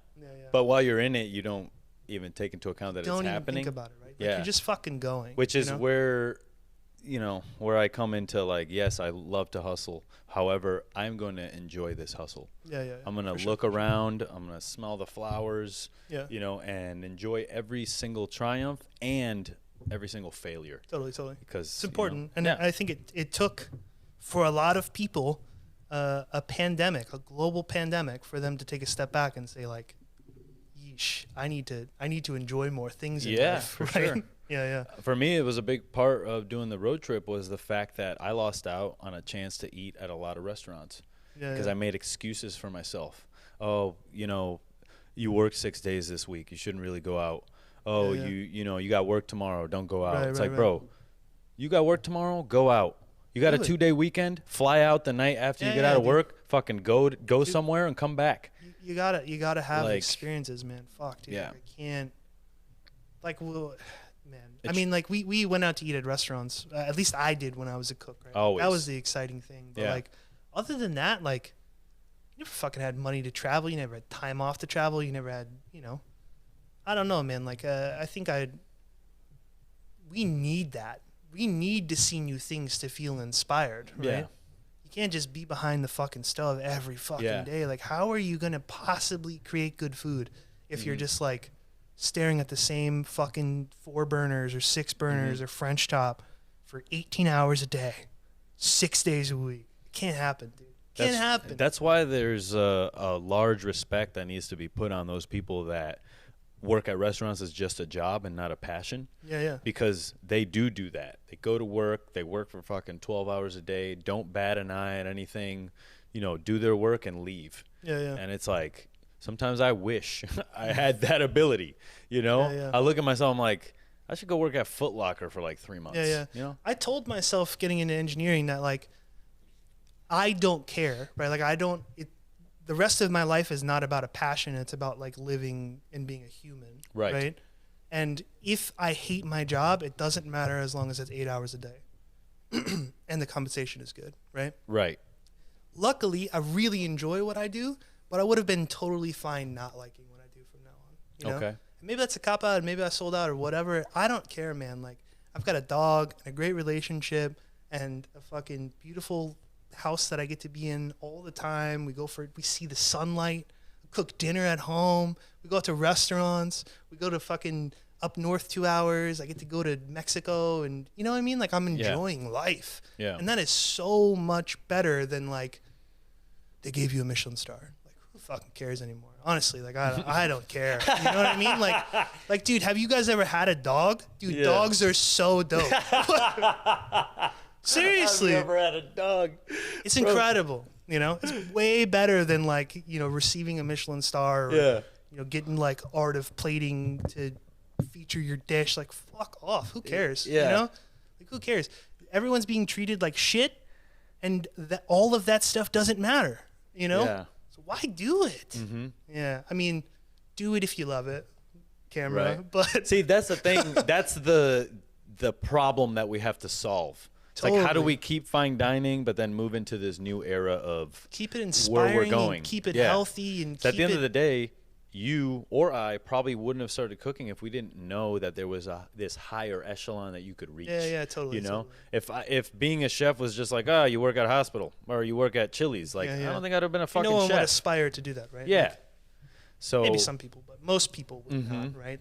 The reason that I loved it is because there was always somewhere better to go, right? There's always another step up, always. And then eventually it's your food, which is a different step. It's a step in a different direction, but you can. I truly felt like that when I started doing my own food. It was like relearning how to cook all over again. You're like starting from the bottom again. You've made it to the top of this side, and then you take a step over and go all the way down, and then you have to learn how to be a chef again. Yeah. Because people ask me like, "Oh, what's your food?" And I'm like, I don't know. I was an executive chef at a restaurant that had an owner. So, I was doing my food, but I never really got to do my food or explore it. I felt really lucky about Gap Year, dude. Not a lot of people get to do that. It was pretty wild, honestly, that they just put their faith in me like that, right? Like, they were like, we're going to move to France. You're doing a good job here. I, had half of the menu when it was still Nico was mine and half of it was his. Right. Like, he was letting me put dishes on the menu, which is kind of weird because like our food is very like it's a stark difference, right? Yeah. But if it's both good, French, good. But it was like it was way different. But I think he understands that if he puts a guy like you in charge and lets you go, that you're gonna make him more successful in that way. Yeah, than he would if he was just like, do what I say. Again, he was a good person and a family man. Like, he wanted to be, like, his daughter was always in the restaurant. Like, the dog was there. Like, it was a good place. Like, it was a good culture. And, like, he really cares about that shit, right? And, like, he decided, like, look, this person, me, is, like, doing a good job here enough that I trust him to, like, run it by himself. Because that wasn't originally the goal, right? Like, I just wanted to go and do like some food, like start practicing being creative, putting a dish on here, dish on there, whatever. And then he ended up was just like, hey, we're gonna move to France. We're gonna give it to you, and we're gonna have Paul Einbun from the Morris be like watch over it, be kind of the front of the house, whatever. Do the wine program, yada yada. But the food is you, like you get to do whatever you want, right? And they never actually moved because they were still planning it, and then the pandemic hit, and they were like, well, we got to stay now, but they were rarely there. Like, Nico would come in because you could tell he was a little bit bored and, like, wanted to be around it again, and he would come up and he would ask if there's anything that he could do for us, and I would be like, no, just, like, hang out, you know what I mean? Don't like, do anything, you Chef. own this place. Like, you're on vacation, good. You know what I mean? Like, just chill, But he was super supportive, and every time, like, I didn't need to, like, I could put a dish on the menu without anyone questioning it, right? But like, I would always 100% of the time have Nico there because I think he's just like so fucking talented. He's got a great palate, and he sees things because our food was so different. He saw things from a different perspective, right? So like, often he would be like, "This is very good, but like, do you really need that?" You know what I mean? Like, I wouldn't do this. It's fine, but like, does it need to be on there? You know what I mean? What is it adding? Like, it was a good person to have to ask questions, but not tell me like it needs to be done this way. Yeah. You know what I mean? Which was super fucking awesome to have. Like, a lot of people don't have that on their first chef gig. You know, someone that they can like that is invested in the restaurant and invested in you as a chef, but doesn't tell you how to do things. Just like think about it. You know what I mean? That doesn't exist. It doesn't exist. So like, it's super in my fucking experience, lucky. you're probably right. the only one. Is he doing the Gap Year again? No. Little secret for everyone. The Gap Year was never supposed to be a gap year. It was a gap year because they didn't know how long they were going to move, but they were pretty sure they're going to stay longer. Right. And they wanted to test out and see if what I was doing was going to be successful. And if it wasn't, then you could fail without any pressure. Right. Right? Because you're like, it was supposed to end in a year anyways. You know what I mean? But if it was successful and we were doing well, we were just going to continue, which is a little bit sneaky, but like kind of a great plan, and it put a lot less pressure on what we were doing, which I think allowed us to be more adventurous, you know, because like if it sucked and people didn't come, like it was over in a year, I got to do cool food for a year, something that I enjoyed, and then leave, you know? Again, the runway to allow you to fail yourself. Fuck, dude, it's crazy. Most valuable like thing. how many people are given a restaurant that they can fail with, right? Yeah. Not many. Dude, it's what, and like, of course, like I don't want to fail. Yeah. Like, I'm going to do anything I possibly can not to fail. And I was super concerned with numbers and everything, right? Like it wasn't like they were just like, you know, do whatever, you know, it's yours now. You don't know what you're doing. Like I tried my hardest, right? But it was like, there wasn't that like immense amount of pressure that you get for running your own restaurant or running another person's kitchen, right? Yeah, I mean, it was pretty fucking wild, man. And like it was slow at first. I think like the first couple of weeks we were really busy because it was like buzzed about, and like, you know, we had gotten a couple articles and whatnot, and we were exhausted going into it because we were working like more than we'd ever worked. And then it slowed down a little bit. We were doing like 20 covers a night, whatever. And then towards the end of it, we got like this fucking pump, and we were like really busy. Like every single night we were really busy, and it felt awesome. We're like, dude, this is going to be big. Like people are going to be stoked about this, you know? It felt really good. And then pandemic, you know? And I think like right away, well, not right away, like after like a couple weeks when this thing kept going and going and going, like we did like takeout food or whatever. But like after a bit, we were like, all right, well, this isn't going to continue, right? Like gap year's over, right? Even if it only lasts 6 months, like that's half of your year gone, right? So yeah, I think I knew at that point that like it was probably done for gap year. And it was a sad feeling because like I think that we could have accomplished a good amount in that time. And I think that our food was heading in an even cooler direction because we were so tired that I look back on the food now and like I'm very proud of what we did, but I think that it was a little bit too much in a lot of areas. And I think that a lot of young chefs do that, right? They're like trying to prove themselves and they're like, do it too much. Don't get me wrong. Like it was definitely on the top of my mind all the time, but like I was so excited about these techniques and whatever. And like, we were just doing too many dishes. We were putting too many garnishes on it. It was, you know, too much technique. Like, you know, we just needed to cut back a little bit. And we were at that point when we were so tired that we were like, well, not only do we need to do it for that reason, but also like we need to make it easier so that we can live, right? You know? So I think our food would have only benefited from that, you know? But it was fun. And, you know, people every now and then still message me and like, can't believe you quit, like looking at the food that I posted and whatever. It's fun to look back on, honestly. Like I miss it a little bit. Yeah. I definitely miss that like creative outlet. Yeah. 'Cause like, you know, programming can be creative in ways, but it's not the same, right? Like building something that people will use and it might help their day as an engineer, but like to get that instant gratification, like I've made this dish, I've worked my ass off on it, I've you know, fine-tuned it for months before it even goes on the menu, and then to see it hit someone's table and then take a bite and make that, you know, like the face of pleasure, it's like there's nothing better than that, right? Like all of this hard work is translated into a smile, and you're like, fuck, dude, like this is amazing. It's literally all you need. Yeah, it's all you need to keep all right, going. back to the abuse. Right, exactly. Back to it. Yeah. But it's worth it, man. It makes it worth it in a way, you know? Yeah. So I miss that for sure. Like we still build things that are helping people, and probably on a greater scale being a software engineer.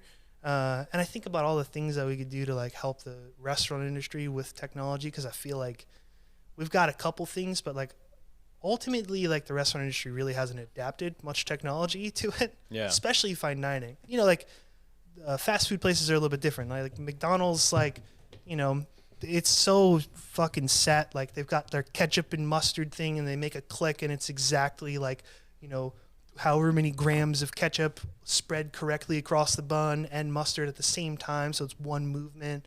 You know what I mean? Like all that shit is great, but like fine dining doesn't have like technology to help excel it, right? Like it's just it's the same restaurant thing, right? Like we've been doing this thing the same way for a really long time, and it works, so let's keep doing it, right?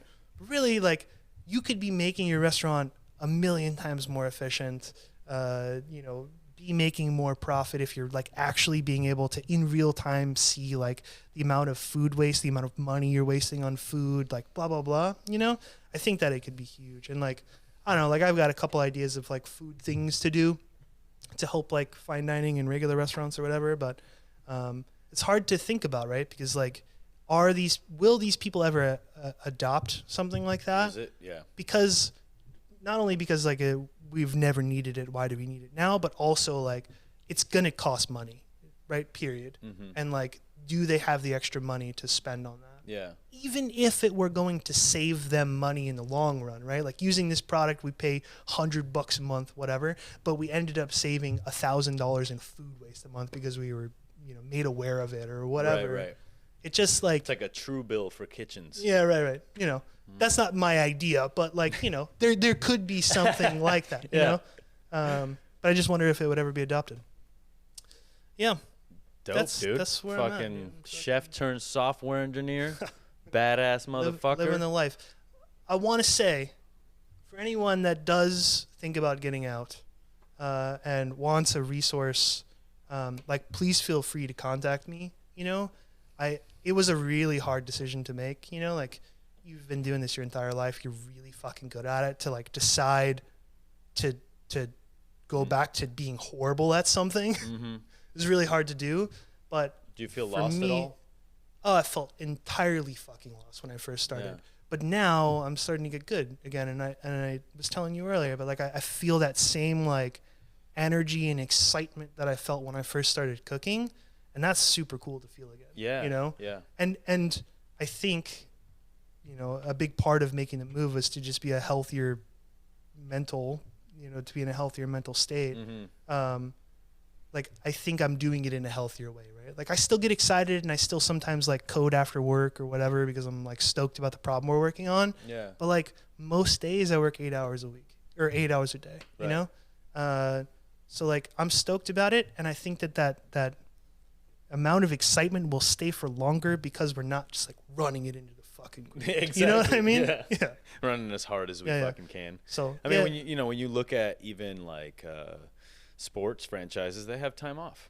You know what I mean? Totally. Culinary is like the fucking World Wrestling Federation of just you fucking get 0 days off. 0 days off. Yeah, Zero exactly. fucking days You're off. working 350 days a year, and the other 16 you're spent sleeping. Yeah, it's crazy. You know? it's no bueno. It's no bueno. We'll definitely get there at some point, ladies and gentlemen. Sucio Talk, Jordan, Guevara.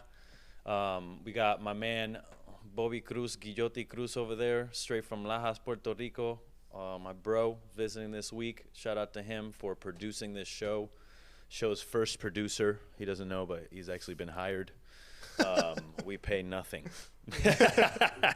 But peace out, everyone. We'll see you next time.